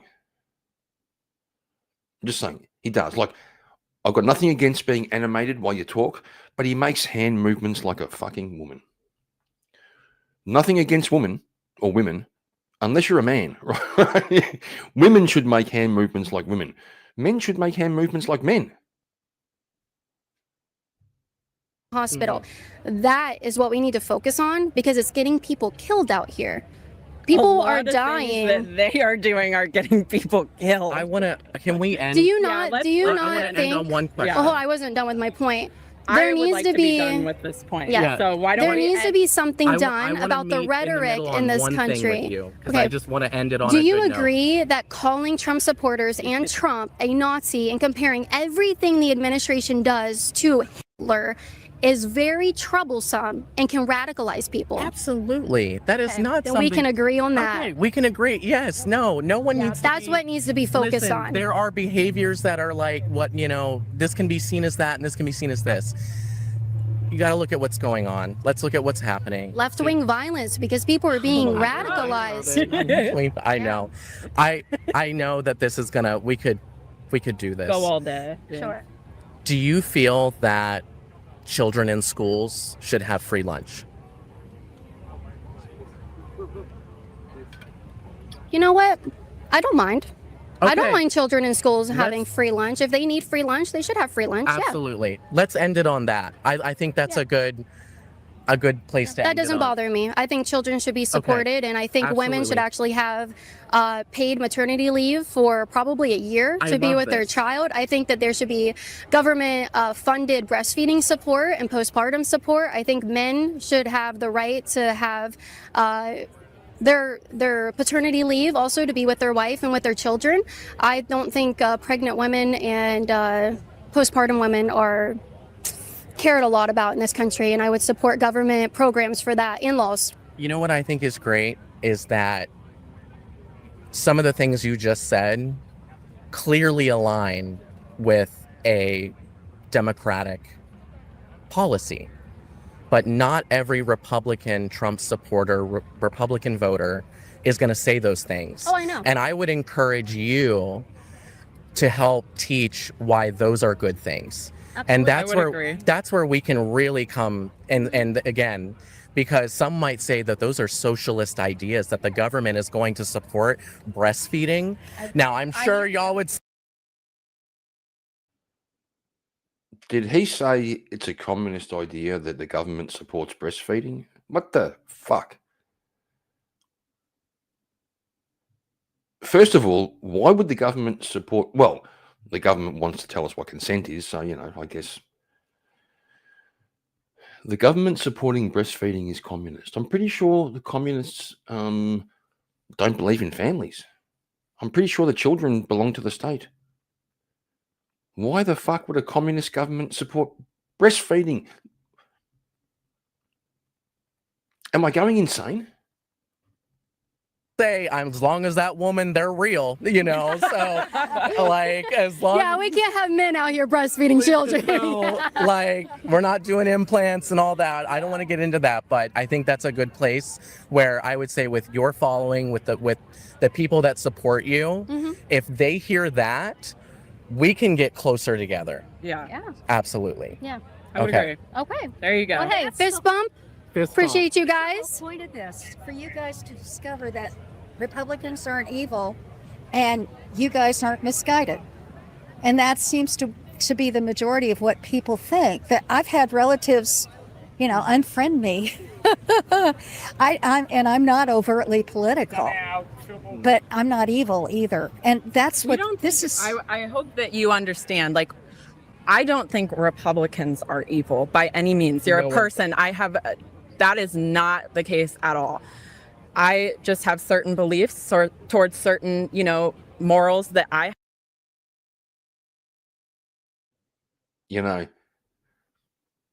I really don't care what she thinks. Literally couldn't give a fuck what she thinks. Just saying. You have what you have, but I agree with his point. If to get closer together is the key, Exactly. and for the right not to demonize the left, and for the left to not demonize the right, but for that to happen, there has to be an understanding that we need to meet in the middle, and we can't just have these one-sided arguments and these. Absolutely. So that's what I would say. I appreciate you guys coming back up. She literally said nothing. She literally just said a bunch of words that meant nothing. Like, I was listening as best I could. I'm not the sharpest tool in the shed. But I'm also smart enough to know what she said was nothing. It's just word salad. I do really appreciate you. Yeah, the So- Constitution is all founded on compromise with us working together. And compromise, you got to be careful what you compromise with, but you also have to be able to discuss things. And that's all Charlie Kirk was doing. I thought he was awesome and I miss him. But All right, well, you know, thank you. I appreciate you Well, guys now more than ever for obvious reasons. I go nowhere without security. I do not film without security. I always have one with me.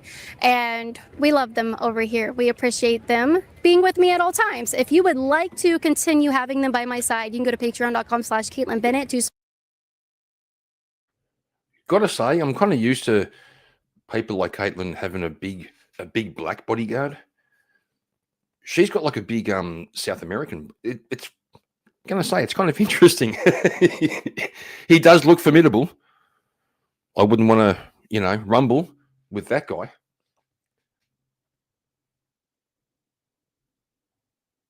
Hang on. Where is he? Oh, it's not going to do it. There he is.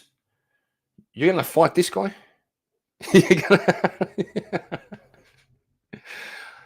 I'm not going to fight this guy.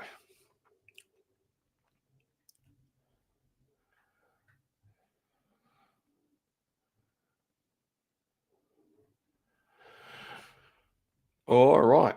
We also have something else going on in Australia, which is, sorry guys, got to bear with me while I try to find Dr. Joe. Yeah, there she is. Dr. Joanna Howe.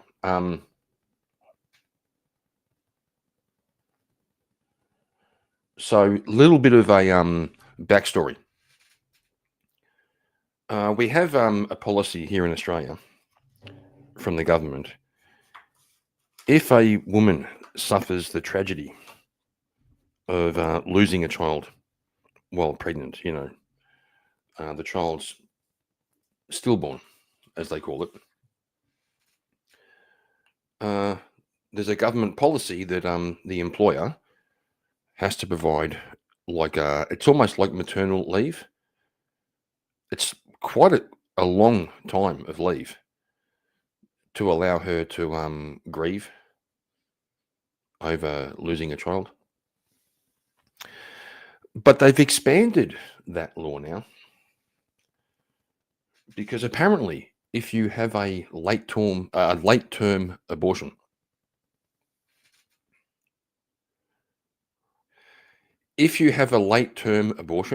which means they inject after 22 weeks, they can no longer pull the baby apart to get it out of you. They have to inject the baby's heart with poison and kill it. And the woman has to give birth to a dead child.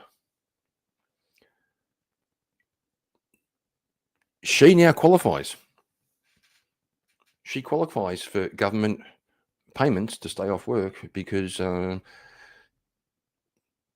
they're calling it a stillbirth.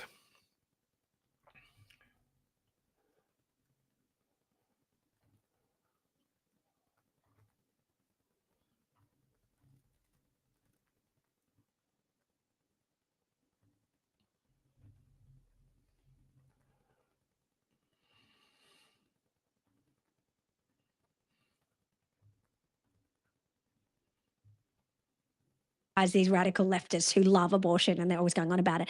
I actually despise even more someone who's in the Liberal Party who claims to be conservative, who gets the conservative pro-life vote, and yet they're just as aligned on abortion as people on the far left in Greens and Labor. Today we're going to be talking about Anne Ruston, who's a Liberal senator from South Australia who actually supported and spoke up about Labor forcing employers to pay paid parental leave to women who intentionally kill their baby. I mean, this can be hundreds of thousands of dollars of paid parental leave payments that employers will now be forced to shell out. Anne Ruston's on the side of forcing employers to do this. It's a gross speech. You're going to be shocked. We're going to expose it today and launch a campaign against her because this just has no place in a Conservative Party. And you might say, well, the Liberals aren't conservative anymore, and that's probably true, but they're never going to be with people like Anne Ruston in it. That's what we're going to talk about. That's today on The Dr. Joe Show. So before we get into the video today, if you are new here, please subscribe to our channel. Really makes a difference. If we have more people on the channel, more people see the videos and it grows. So, we've already done a video on the lineup of Labor and Greens women who are having hysterical tantrums in the Senate about the fact that men were daring to question the fact that Labor is introducing a bill, it's now law, unfortunately, that forces employers to pay paid parental leave for late-term abortions. So we saw all of those women in that video. But we saved one of them for a video all of our own, and that's Anne Ruston. And the reason we did that, and I'm going to let you in on the strategy here, is because when someone from the Conservative Party, or the so-called Conservative Party, the Liberals, dares do this, they side with the radical left and the Greens and Labor on abortion, we have to expose them. We have to hold them to account. We have to make sure that it never happens again. And so, I don't know if you remember this because it was before I started filming the Dr. Joe show, but last year in August, Senator Rappaport introduced an urgency motion, which was to ask the Parliament to say that allowing babies who survive their abortion to be left to die, to say that just should not happen in Australia. Now, that urgency motion wasn't going to become a law. It was just a motion of the Parliament to condemn leaving newborn babies to die when they survived their abortion. Now, that motion failed. And again, it's not surprising because of the numbers of Labor and the Greens in the Senate. It was unlikely to pass, even though you're wondering, what kind of person. Holy shit. I just caught what she was saying. Holy shit. So sometimes when they inject the baby in utero, it doesn't die, and then the woman gives birth to a live baby that was supposed to be aborted. Holy shit. Holy shit. I just caught it. I didn't realize. What a fucking mess. What kind of monster would have to vote against that, right? But there were 4 Liberals that voted against Senator Rappaport's urgency motion, and we really called them out. And there was one in particular, Maria Kovacic, who actually gave a speech in the Parliament and justified leaving these babies to die. We ran a big campaign around her. Our petition got over 20,000 signatures. We ran lots of videos, and we. If I get this right, late-term abortion, they try to kill the baby in utero so the woman will effectively give birth to a stillborn baby. But by a miracle, the baby survives the injection and comes out live. So at that point, they can't follow through with the procedure. They can't, finish it off. They have to wait. That's evil. Fucking evil. Really exposed what she did, and it held her to account. Now Maria Kovacic just doesn't turn up for votes on abortion. So, she's really pro-abortion in the heart. And if she did turn up to vote, she'd side with the radical left. But because of our campaign, she just doesn't turn up. And that is really good. We've had, I think, now 2 votes in the Senate on abortion since we exposed her. She just doesn't turn up to the chamber. And I think we've got to chalk that up as a win. She knows she can't vote that way. We're going to do lots of videos. So she just doesn't turn up. So I think, in an ideal world, we want her out of the Liberal Party. And I'm assured by people in New South Wales that she won't get pre-selected again. I really hope that's the case. And when she's up for pre-selection, we're going to run a campaign on her to advise pre-selectors not to support her, because radical leftists shouldn't be in the Liberals. But at least for now, she knows she cannot do what's in her heart on abortion, because we're just going to expose it. Now, Anne Ruston also needs to know that's the case. Now, she's a member of the moderates, the leftist faction in the Liberal Party. She's from South Australia. She shouldn't be in the Liberal Party. If the Liberal Party is ever going to win government, they just can't be Labor light. One Nation's vote is skyrocketing at the moment because the Liberals are just so weak under Susan Ley.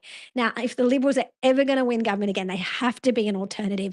They have to be willing to take on the leftist media establishment. They have to stop courting the media establishment. They're never going to ever support the Liberals unless they've got someone like Susan Ley or Malcolm Turnbull. They'll give some lukewarm support. That's what the media will do. But ultimately, they're on the side of the left. We need courageous Liberal leaders like Hastie and Jacinta Price to actually be the leaders of that party, because then it will be a Conservative party that takes on the media. Anne Ruston is very much a leftist in the Liberal Party, like Susan Ley, like Mark Speakman in New South Wales. They really should be in the Labor Party, but they're not for some. But Anne Ruston gets up and gives this speech. I want to address some comments made by my colleagues in the other place during the debate on this bill. Some colleagues raised concerns about the wording of this bill in relation to late-term pregnancy terminations. I understand they spoke from conscience and I respect that. However, I want to put on the record that I disagree with any suggestion that some women might somehow exploit their grief to access an entitlement that they don't deserve. Late-term pregnancy losses, whatever their circumstances, are rare and occur in the most tragic and extreme circumstances. They involve decisions made by women, their partners and their doctors in situations of profound difficulty. So straight off the bat, you can see she's playing from the radical left feminist pro-abortion playbook. Like, this is the Trust Women campaign that Kamala Harris ran and lost so resoundingly in the US. Like, every time she did like an election announcement, she had these big Trust Women banners, because like no woman would ever do anything wrong. Like that's the whole premise of what Anne Ruston is saying here, is that, you know, women would never exploit this. They would never exploit the possibility of getting hundreds of thousands of dollars and time off work. They would never do that. They would never kill their baby for that. Oh, no. Yeah, because women are wonderful, right? Women can't do anything wrong. They're wonderful. They're beautiful creatures who just believe women, right? Women never do anything wrong. And also they have this approach where if you make a logical argument against their position, they say these men who are attacking women.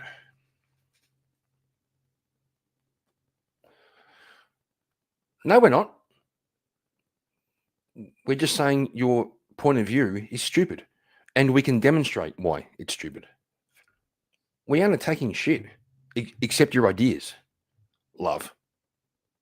Even though we know that that's the case, even though like there's no more greater nobility to women than there are to men. Like, there's women like Lucy Letby, who in the UK was like literally asphyxiating these babies, these newborns, killing them in the ward, you know, and has now been convicted of murder. Like, I don't need to go on about this. There's women who do bad stuff. Like, of course there are. I mean, there's 88,000 abortions every year, most of which are for a reason that has nothing to do with the baby's health or to save the mother's life. These are elective abortions because of the fact that the woman just doesn't want to be pregnant. That is an evil thing in and of itself. So Anne Ruston really feels like she's got to put it on record that no woman would ever exploit the tragic circumstances of a late-term abortion and claim this payment undeservedly.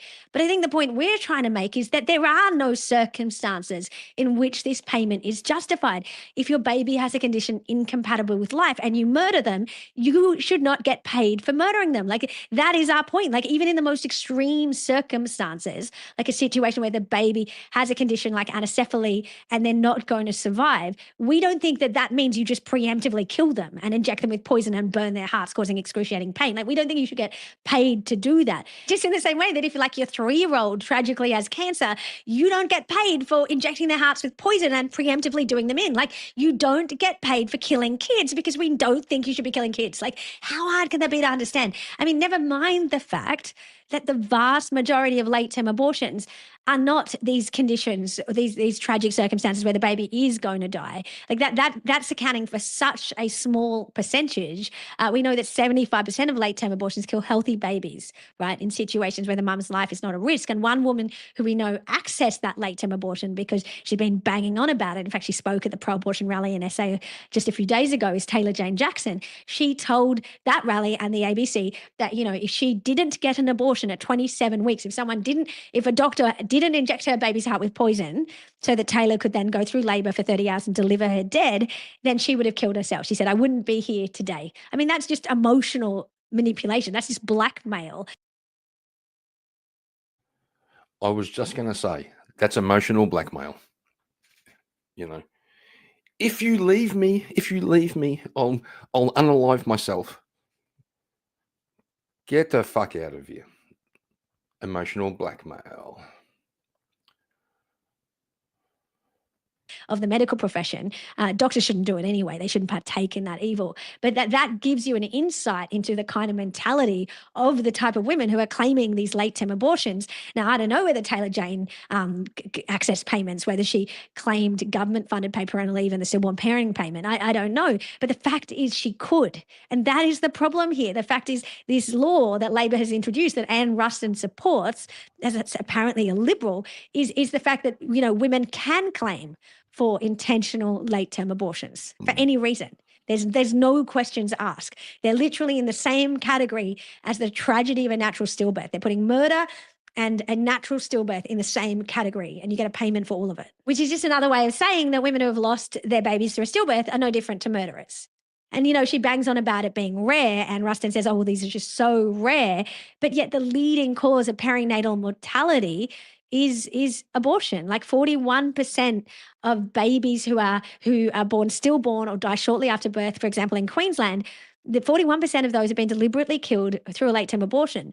So while late-term abortion might be rare as a total proportion of the extraordinarily large amount of abortions that are happening in this country, the employers who are going to have to fork out money to pay paid parental leave for women who have stillborn babies, most of those employers are going to be doing it in the circumstance of abortion. That's the effect of this bill. I'm a man. I'm not a woman. So I really can't understand a woman's perspective, right? I can't speak on these things because I don't have a uterus. I'll never be pregnant, It's that's their argument. Also a load of shit. I can have an opinion. And this has really got my attention recently. Like, I've got 3 kids who are all in their 30s. And a stepdaughter who's 18. But this has really got my attention at the moment. I don't know why. I don't know. Maybe I think killing children's a bad idea. I know.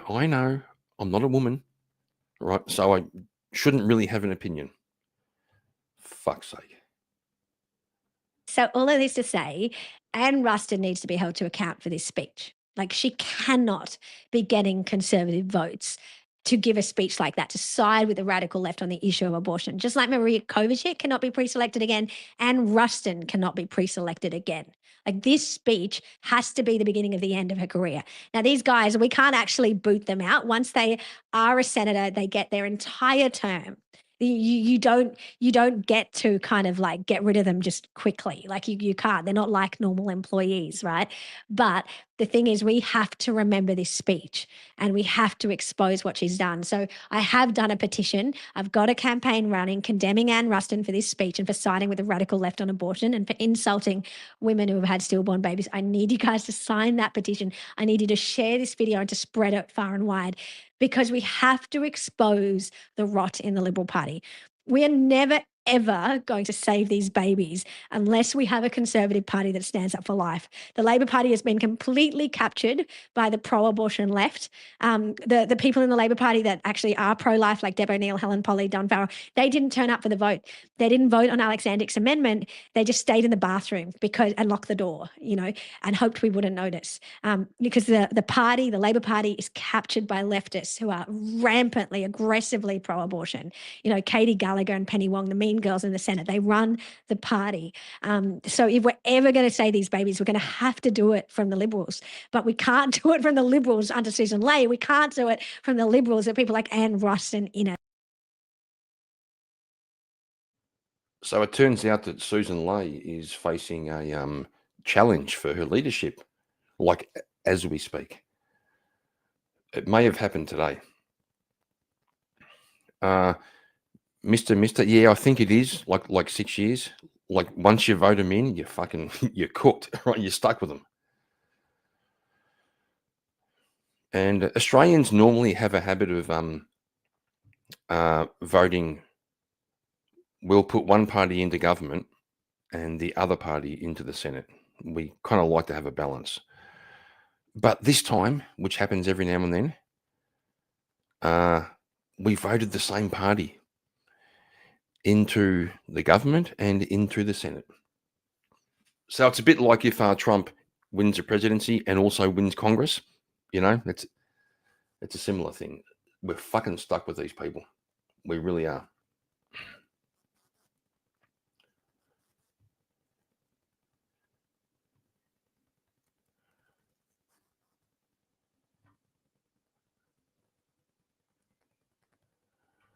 Damn, I'm trying to share Dr. Joe's channel, but I can't figure out how to get the oh, there it is. There it is. If you think Dr. Joe is based, go and show some support.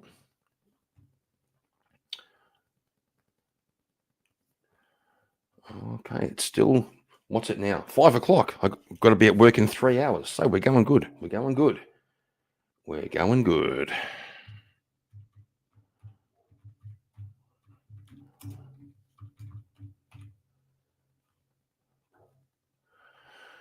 So we're going to check out Abolitionist Rising. This guy's also based.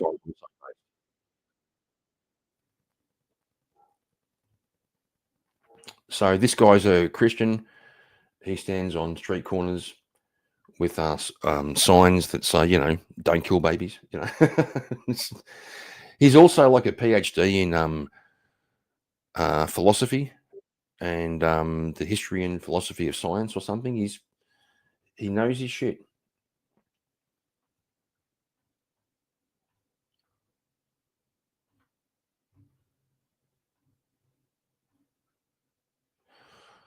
Let's go. That's not possible. How do you know? At least you've. I don't think you have a uterus. Nope, and I don't think you have gonads. People know what gonads are? Nards. Wolfman don't got no nards. It's not a common vocabulary word. Well, I just don't feel I don't feel normal yelling testicles out loud. How you doing? See Rachel over there in the purple shirt? Go see if she's got some literature she can give you. Because I know when I said I was an abolitionist, you're like, what? We're full-blown Christian about it. And I think the pro-life movement, oh, there we go. Oh, score. The pro-life movement seems Christian, but when you look into it, like in Oklahoma, we've put forward a bill to abolish abortion every year since 2016. And the pro-life majorities have killed those bills because they do not believe it should be criminalized. You being clever? How's that working out for you? Hey, there's a camera over there. You could split up. You could devote your whole life to suppressing free speech. You know what? You can put that there. Don't agree with it. You don't have to agree with it. You could reason about it, though. Like I say humans have rights. You say humans don't. No, I don't. I say a woman has right to a certain point in her pregnancy. A woman has rights. Damn. Shit. It's becoming so old. It's becoming so old. A woman has rights. Really? Does she have responsibilities? Does she have duties? Does she have accountability for her act? Oh my God, I'm a misogynist. I think women are human beings.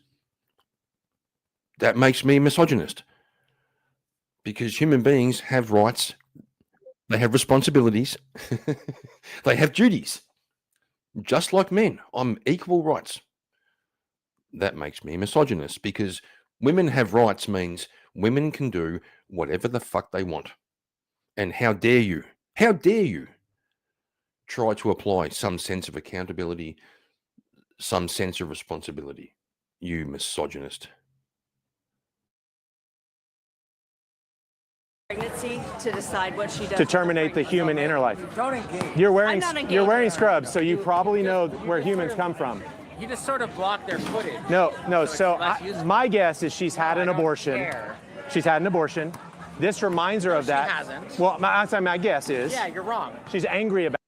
Yeah, baby. Equal rights, equal lefts. Equal rights, equal fights. about it. No, she's not. So because she's you're being wrong. reminded. And again, the point is not to engage, it's just to mess up the footage. I was wondering, was this orchestrated by Rachel or Rochelle? Orchestrated by Rachel? Yeah, I'm with Stonewall. I'm trying to find out who I'm supposed to be here for. I'm just not entirely sure.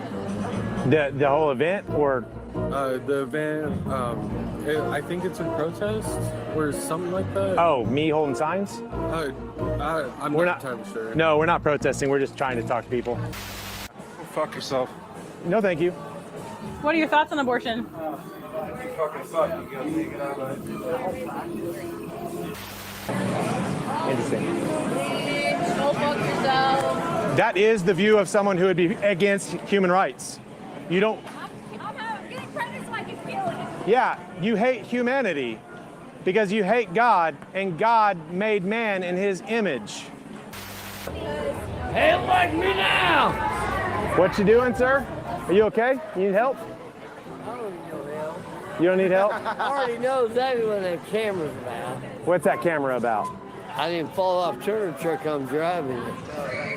No, it ain't no big deal. We're I get along gonna have a hard no, time subtitling that. I already know you guys are here, and I'm not worried about that. No, I'm just walking back to my friend's house. All right, you're not driving, are you? No. Good man. Why Good would man. I be driving on a cheap No. Use your words. That's not a word, that's a finger.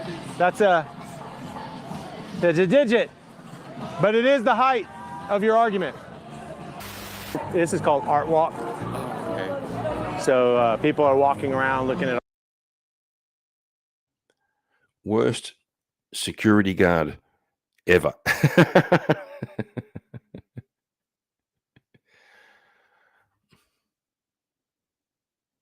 Wagira, did you call in today? Nope. I'm going to be at work in 3 hours. Overload on coffee? Yes, my man, I did. Overloaded on coffee. But that's okay. So I've got 3 hours to go. So somewhere in there, got to have a shower, find my work clothes, get them ready, have some breakfast, and get to work. I'm pushing on through. I did fall asleep for a while, as some people may know. If you scroll back on this stream, you may find a gap in the entertainment. But I got enough.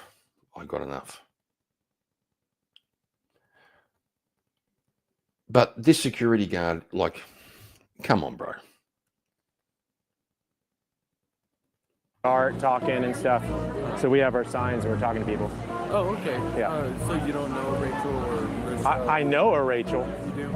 I know an abolitionist named Rachel. Okay. But she's not orchestrating it. Okay. Do you know where she's at? Why? I'm just with Stonewall. They hired us, and I have to be there for. Oh, no, Rachel.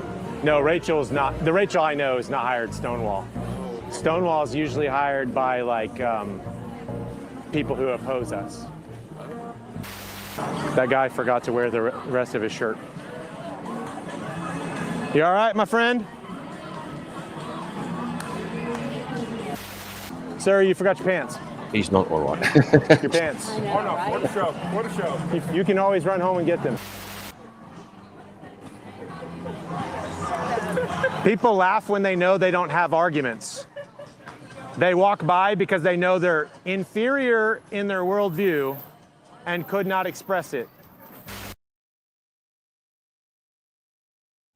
This guy also makes the point fairly regularly that he'll be standing there with a sign that says, don't kill babies. Okay. And there's some chick walks past and says, fuck you. He kind of makes the point. That's probably a chick who had an abortion. Right. But he always says, you can be saved. You can, these aren't my words. These are his words. You can be saved. You can repent. Okay. But you see the most aggressive people. It's normally women. I'm not going to say it's worse when men do it, but men just look so fucking stupid when they defend abortion, when they go, oh, women's choice, women's rights, but above all, women, uber alles. The sisterhood, uber alles. When you were a little boy, did you say, when I grow up, I'm going to mess up people's footage? Yeah, actually I did. That was You really? what I wanted to do. Yeah, Like you went like in the yearbooks, like one of these Yeah, days you're I going to was- grow up and you're going to be like a yeah, guy who and stands in front of cameras? Instead, you chose to stand here and be a loser. Yeah, an abolitionist. Watch out, don't run into people. You're so funny. Yeah. This guy is just like smiling like This is the height. I don't care. I know, this is the height of your argument, so you are hard to convince because you don't reason. Camera blockers and people who shut people up. Abortion, a baby this size. The thing is, it's very difficult to. I was speaking about this with, Marte pointed this out on Swords of Reason on Speakeasy's other debate channel. Marte pointed out it's very difficult to win an argument with a stupid person. He didn't say this, but the reason you can't win an argument with a stupid person is because they're too stupid to know when they lost. Right? They don't even know. Or the analogy I heard was arguing with a stupid person is like playing chess with a pigeon. It struts all over the board, knocks over all the pieces, does a shit, and thinks it won. Yep. Standard abortion. That's Ooh. 24 weeks and above is when it's viable of life. If Right. it came out of a woman's womb. Wouldn't be able to live. The only place they're able to live is in the womb. Anyway, So if I you- have dinner plans. I'm done. If you don't kill them, they'll live. A full-term healthy baby can't live by itself outside the womb. The fuck, right? Right? A full term, 40 weeks, healthy baby born is not viable by itself outside the womb. It needs mum and dad and attention and fed and all that. Because the argument is that all humans are born premature, probably about 2 years premature. Because of our big brains as humans, which gives us a big skull, there's an arms race between the baby's head and the mother's birth canal. So we're still going through like fundamental development for the first 2 years. Like we can't, like you see like a foal, a baby horse being born. The mother drops the horse on the ground, and in less than 5 minutes, that little prick is up and running around.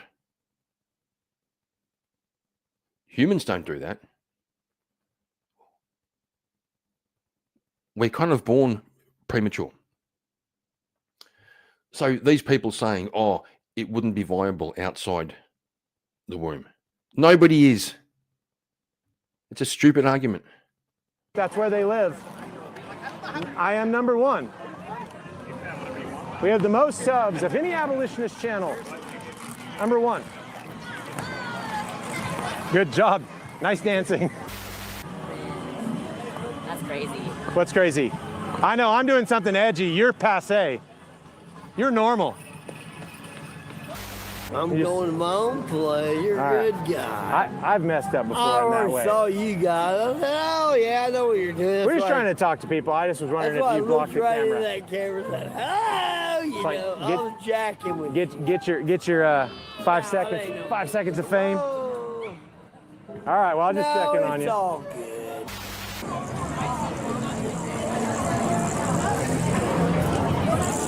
Is that the height of your argument? Tell me what's your intelligence level? Between 1 and 10, what's your intelligence? arguing with Oh, catch up. Why was that man doing a big raspberry and doing it flipping the bird? What does he have at stake? If you think about it, this guy standing here holding a sign, and some, man, wasn't young either, decides the appropriate response is to do a big raspberry and walk past and flip the bird. What's going through his head? Did somebody abort his baby? Did he encourage it? Is he coping? If not, then why? Can't think of a single reason why he would do that, unless he had skin in the game. It's the worst. You know, God invented tomatoes, and then we fell into sin, and the fall happened, then we added vinegar. You're good, you're fine. I love it. I was born on You've murdered 3 people? I've had 3 abortions. You've had 3 children. How did it save your life to murder someone? Oh, man. Are you a vampire? All right, man. I'm pregnant. This guy's hilarious. He's actually not a bad guy. He's not a bad guy. He's just had a bit too much of the sauce, but you can see he's all right. No, you're Frankenstein. I'm joking. Have you ever heard of Reformation Day? No. You know the Protestant Reformation? So like the Catholics weren't letting people read the Bible in their own language. Well, I heard about all that. Yeah. That's also celebrated on October 31st. Well, I didn't know that. It's kind of like, I'm It's like glad Reformation you told me Day. about that. I know what's going on. Okay, thanks Yeah. for that. Yep. If there's a Rachel that's a higher up in Stonewall or a Rachel that's here. That's supposed to be here. I know of a Rachel that people have doxxed and they've gone after her maliciously online, and Stonewall might be like that. I think old mate here is using too many big words for this guy. Holy shit. He's using too many big words. Just saying. That's kind of their MO. So Stonewall may know of Rachel, the abolitionist, and may target her and want you to sort of spend the rest of your shift hounding her or something like that. That's kind of way down there at the end.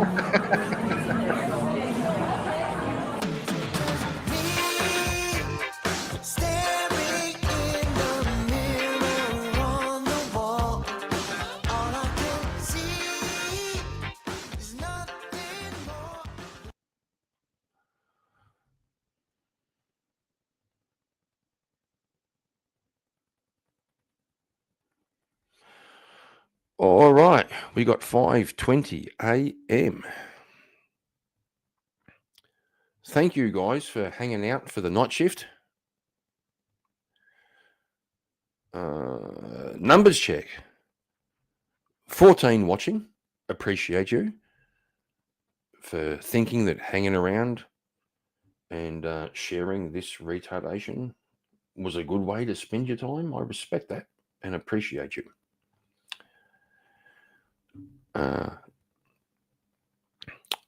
19 likes. That's not bad at all, but here's the big one, right?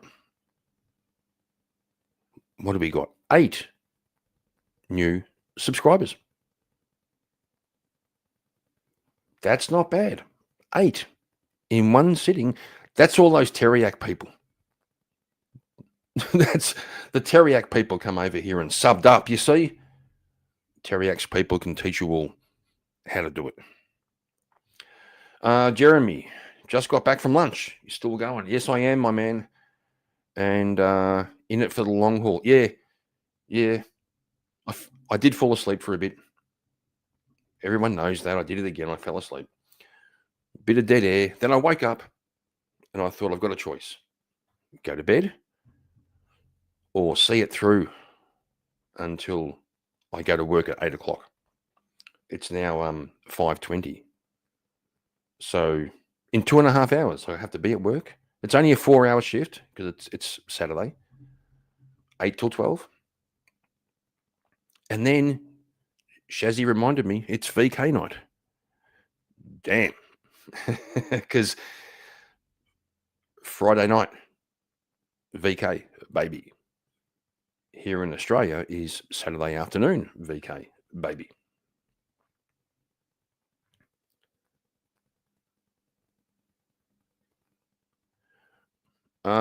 Jeremy, I didn't say that. I didn't say that. I did not say that. That's a bit rude, actually. I don't appreciate you coming over here and being rude on my channel. I expect better.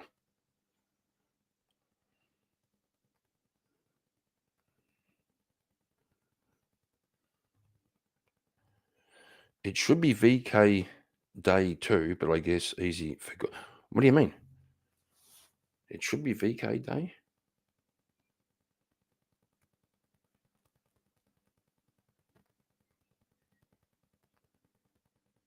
Yeah, like in about 7 or 8 hours. Well, Jeremy, these days, is it possible to be honest without being rude? I don't think it is.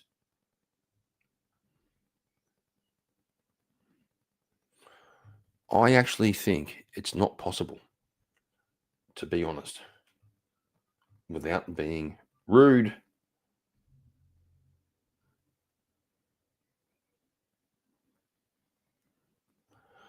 Ah, yes, he does the double stream. That's fair.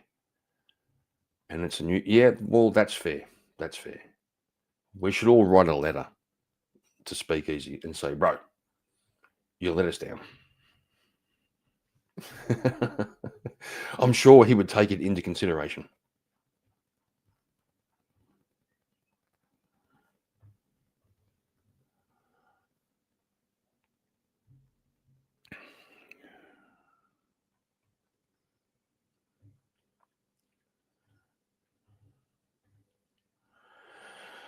Whew. I was going to say it's going to be a long morning, but it really won't. Saturdays always go by pretty quick.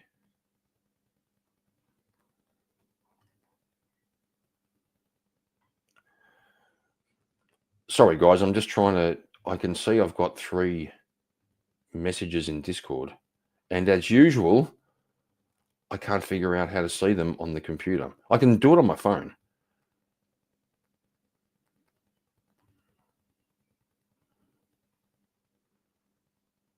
That's fair. I know. He's been pumping out the Swords of Reason. He told me originally it was like, it was going to be like, I thought one night a week. He's doing 2. He's doing Wednesday and, for you guys, Tuesday and Wednesday. For me, Wednesday and Thursday. And I'm actually lined up. I'm lined up for a debate on Swords of Reason late November. Yeah. Me and the original vintage, another Australian. So we're going to have 2 Australians discussing whether or not First Amendment auditors increase the instances of domestic terrorism. He's on the affirmative, I'm on the negative. So it's pretty good. I've got about 2 to 3 weeks to do some research. I've already got my arguments. Like my reasoning's already there. I just got to make sure there's no data out there that contradicts my arguments. And if there is, I better fucking deal with it.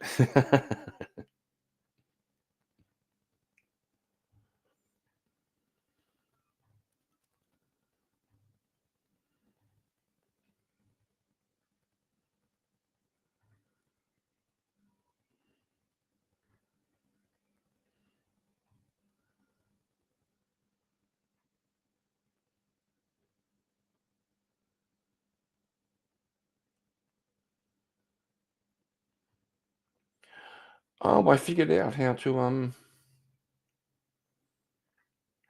see my messages in Discord. Okay, cool. Got it. Not bad at all. Okay. Don't mean to be rude, but like I said, I don't have a producer, so I've got to do all the things.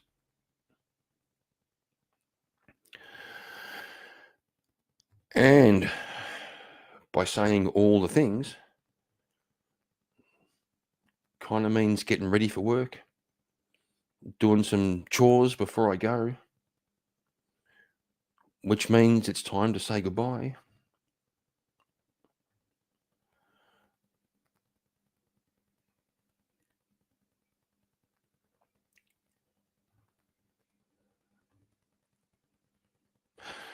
I just hope you fuckers do your research on American First Amendment in order to argue that topic. Bro, don't worry. I'll be doing my research. I'll be doing my research on the First, Second, and Fourth Amendments, to tell you the truth, and probably the Fifth. I'll also be doing research into what exactly is domestic terrorism. Yeah, like I know, for example, something that most people overlook. The First Amendment isn't really free speech in general. It's freedom to criticize the government, right? That's where people get it wrong. So they go on YouTube and go, oh, YouTube is, contradicting the First Amendment by censoring. You don't have the right in the Constitution to not be censored by YouTube. You have the right to not be censored by the government. That's the point of it.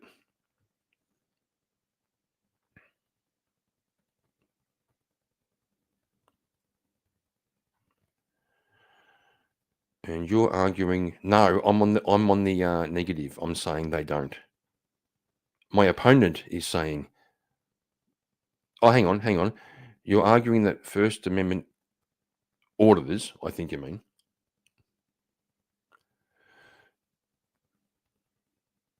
does not enhance domestic terrorism. Yes, I'm arguing that. I'm going to call on my opponent to prove it. Prove that First Amendment auditors enhance domestic terrorism. Show me a study.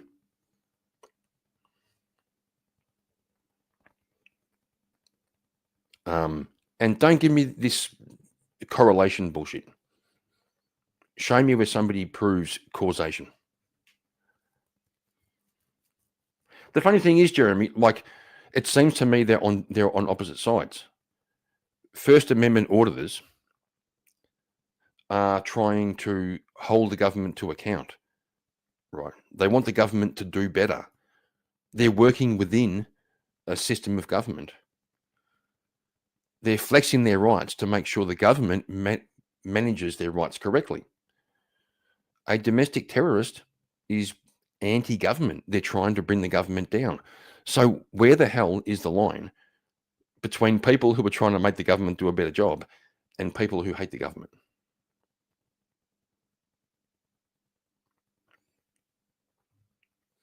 Yeah, I didn't mean you.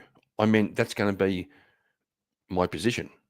That my opponent has to show me causation, has to show me proof. I mean, if he does, I'm fucked. But I don't think he can. I don't think he can. But like, you see what I'm saying about those two sides?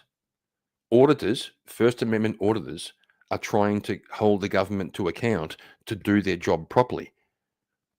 That implies they accept the government, its authority. They just want them to do it properly. A domestic terrorist is anti-government. So how does one lead to the other? It doesn't make any sense. Well, I've had a quick look, and I didn't a very quick look. I didn't find any. There's no studies. I mean, how do you even research that? So the debate will have to rely on it'll have to rely on rhetoric, reason, argumentation. We're both going to be making assumptions.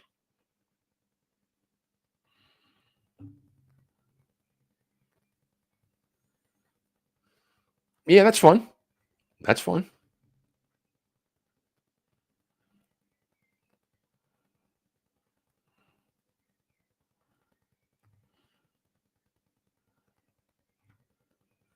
Yeah, I think it'll be good. I'm looking forward to having a proper debate. VK is fucking awesome. I love it. I love the roasting and the argumentation all mixed together. It's great.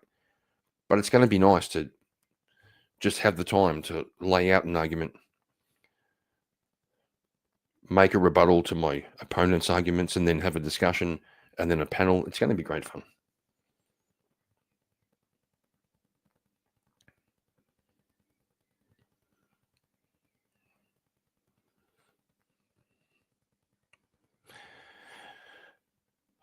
You know, I can hear the birds starting to sing outside. It's very pleasant.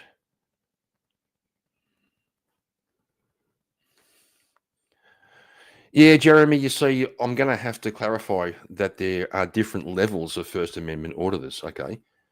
Everything from, there's this one guy who stands on the corner of the street holding a bit of cardboard that said, God bless homeless vets. That's all he does. You know, not a bad message. God bless homeless vets. And he just stands there. Inevitably, some Karen rocks up, phones the police. And the police go, can we help you? And he goes, no, thank you. I'm good. And they go, what's going on? He goes, nothing. Like,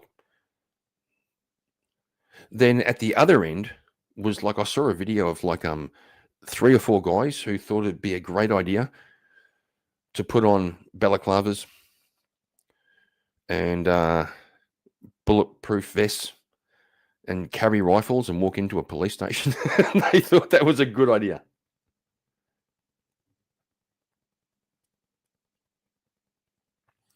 Yeah, well, you see, that's what I'm going to get into, Jeremy. It's not always malicious.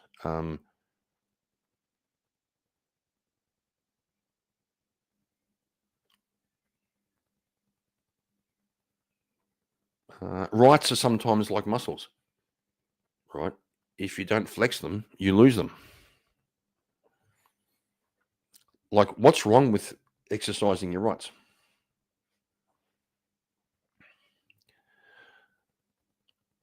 I see what you mean, versus having business and auditing your legitimate action. I've seen auditors who do that. They want to get a complaint form from the police station and they walk in and they record. That's fair enough. But also, you know, maybe your business is to see if your rights will be respected. That's legitimate business. Or is some Karen in the DMV going to try to apply policies that attempt to overwrite the ruling of the Supreme Court? You see.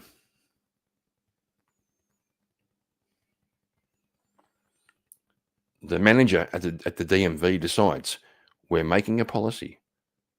No cameras, no filming inside a government building. Sorry, love, you can't do that.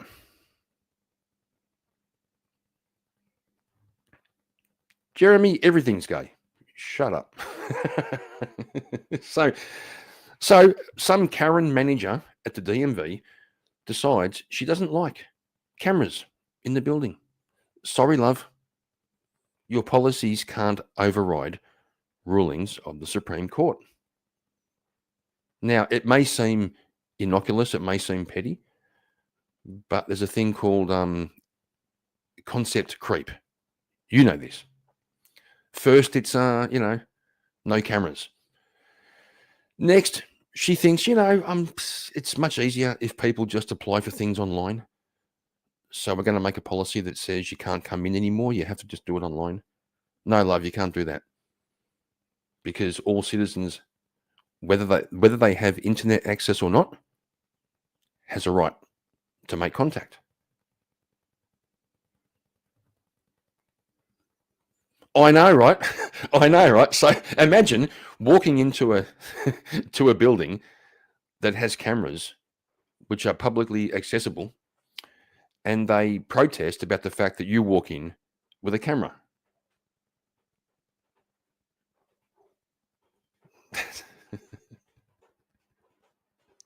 Yeah. Yeah, you see? Oh, no, a man with a camera. And I've seen some of these auditors just standing on the corner with a camera, and people walk up to him and go, stop putting the camera in my face. He goes, bro, You're putting your face in the camera. Like, it's hilarious. It's hilarious. Now, I have to admit, if I was sitting out the front of a cafe or a restaurant, under the veranda on the deck, having a nice lunch with my wife, and there's some dude standing like 8 feet away with a camera pointing at the shop, which means I'm in the shot. Yes, that would be uncomfortable. I might even get up and decide I'm going to leave or I'm going to go inside. But I would still defend his right to do it.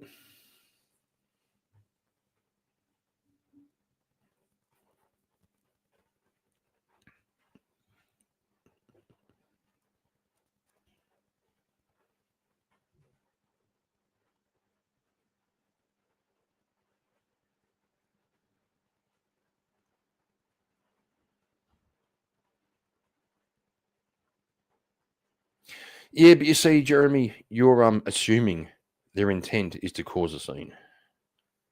Now, they may be able to predict they'll probably get a scene.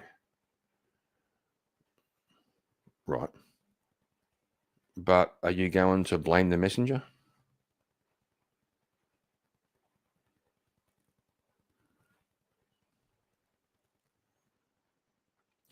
That way they can film the interaction. They want there to be a contentious interaction because it gets views. What's wrong with that? But you see, who's making the contentious interaction? You've got it round the wrong way. He's doing something legal, something protected under the First Amendment, that's been ruled on again and again by the Supreme Court. There have even been memos sent out to police departments to tell them it's okay for people to film in public, including government buildings. So if he walked around with a camera and nobody walked up to him and had a contentious interaction, there'd be no problem. They could just go about their business while he goes about his.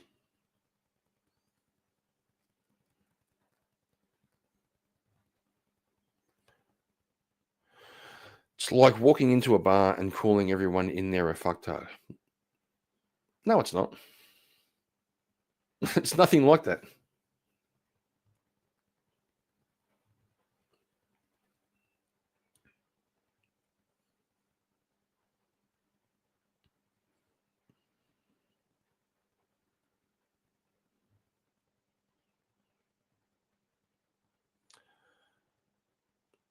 They have the First Amendment right to do so, but is it something they should do? Well, why not? Answer that, right?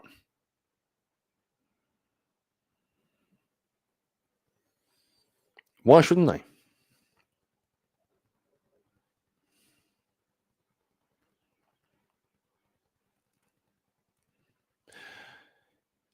Is it something they should do? If they want to, yeah. Yeah. Why not?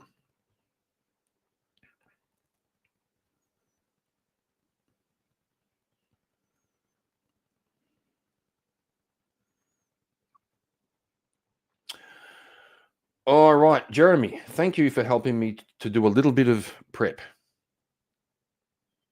A little bit of debate prep. Thank you for making me think.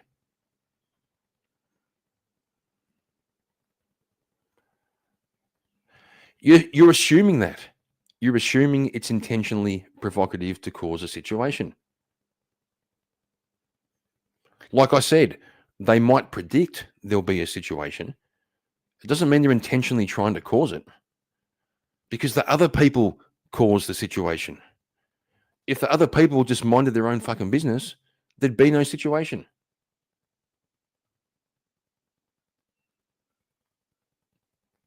Yeah, I know, I gotcha. But like, I'm just bantering with you right now. Like, I appreciate the going back and forth, and I did flag that one. Right. When you said, why do it?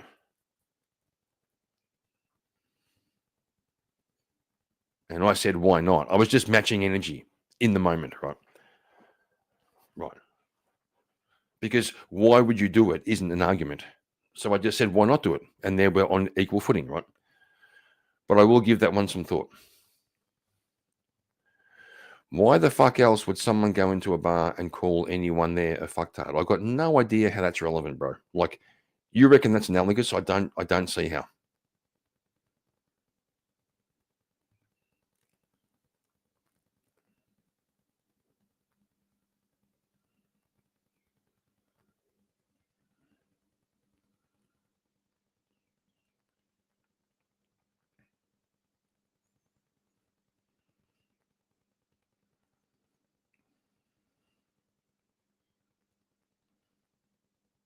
Anyway, Jeremy, I really got to go.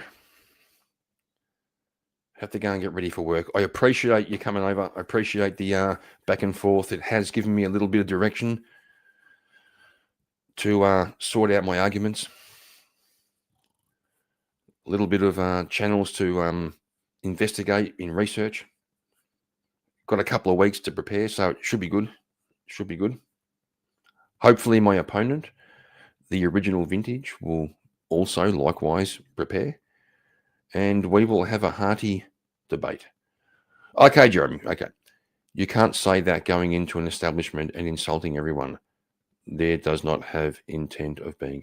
I know, but walking into a building with a camera is not insulting people. Okay, stop it. Either way, prep up. This is an important factor to contend with. I agree.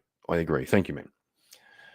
Remember, the First Amendment, the US First Amendment, is different than anywhere else because hate speech is something we allow. Correct. But I appreciate it. I appreciate the heads up. Jeremy, I'd love to keep going back and forth. I really would. But I've really got to go and get ready for work. Okay. You can't stay up all night and then be late for work. That would be retarded.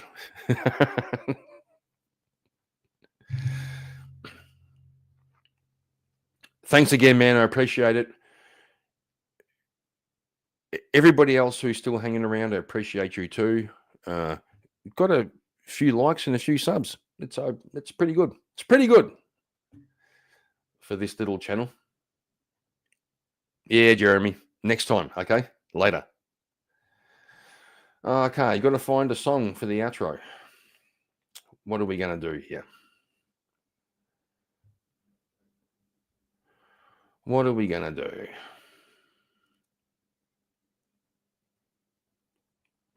All right.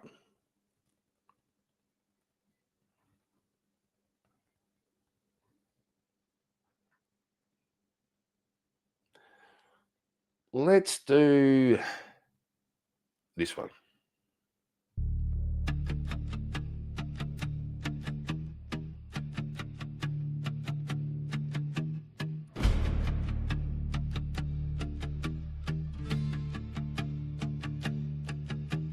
Down in the land that doesn't exist, there's a bloke named Kieran you can't resist. Say his trigger word, he'll lose his mind.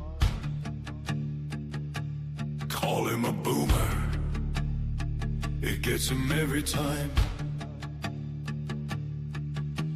Kieran, the chat's wild card, spewing nonsense and being a retard. Tells you to fuck off with a grin so wide. Doesn't give a damn, takes it all in stride.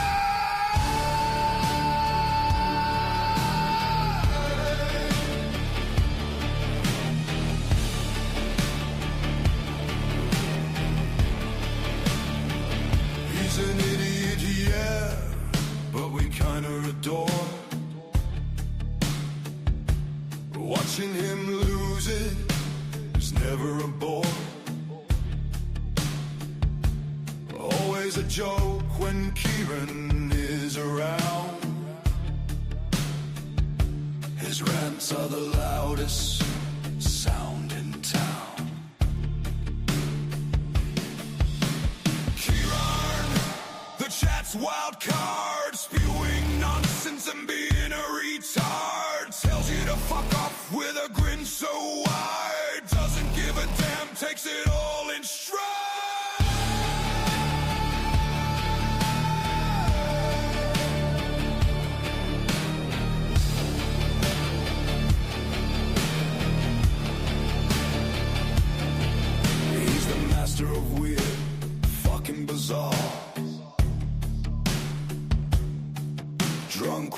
guitar from a land afar.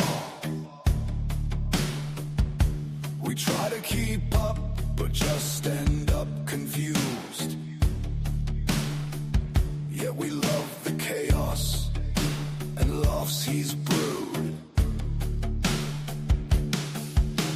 Kieran, the chat's wild card, spewing nonsense and being a retard. Tells you to fuck off with a grin so wide, doesn't give a damn, takes it all in stride.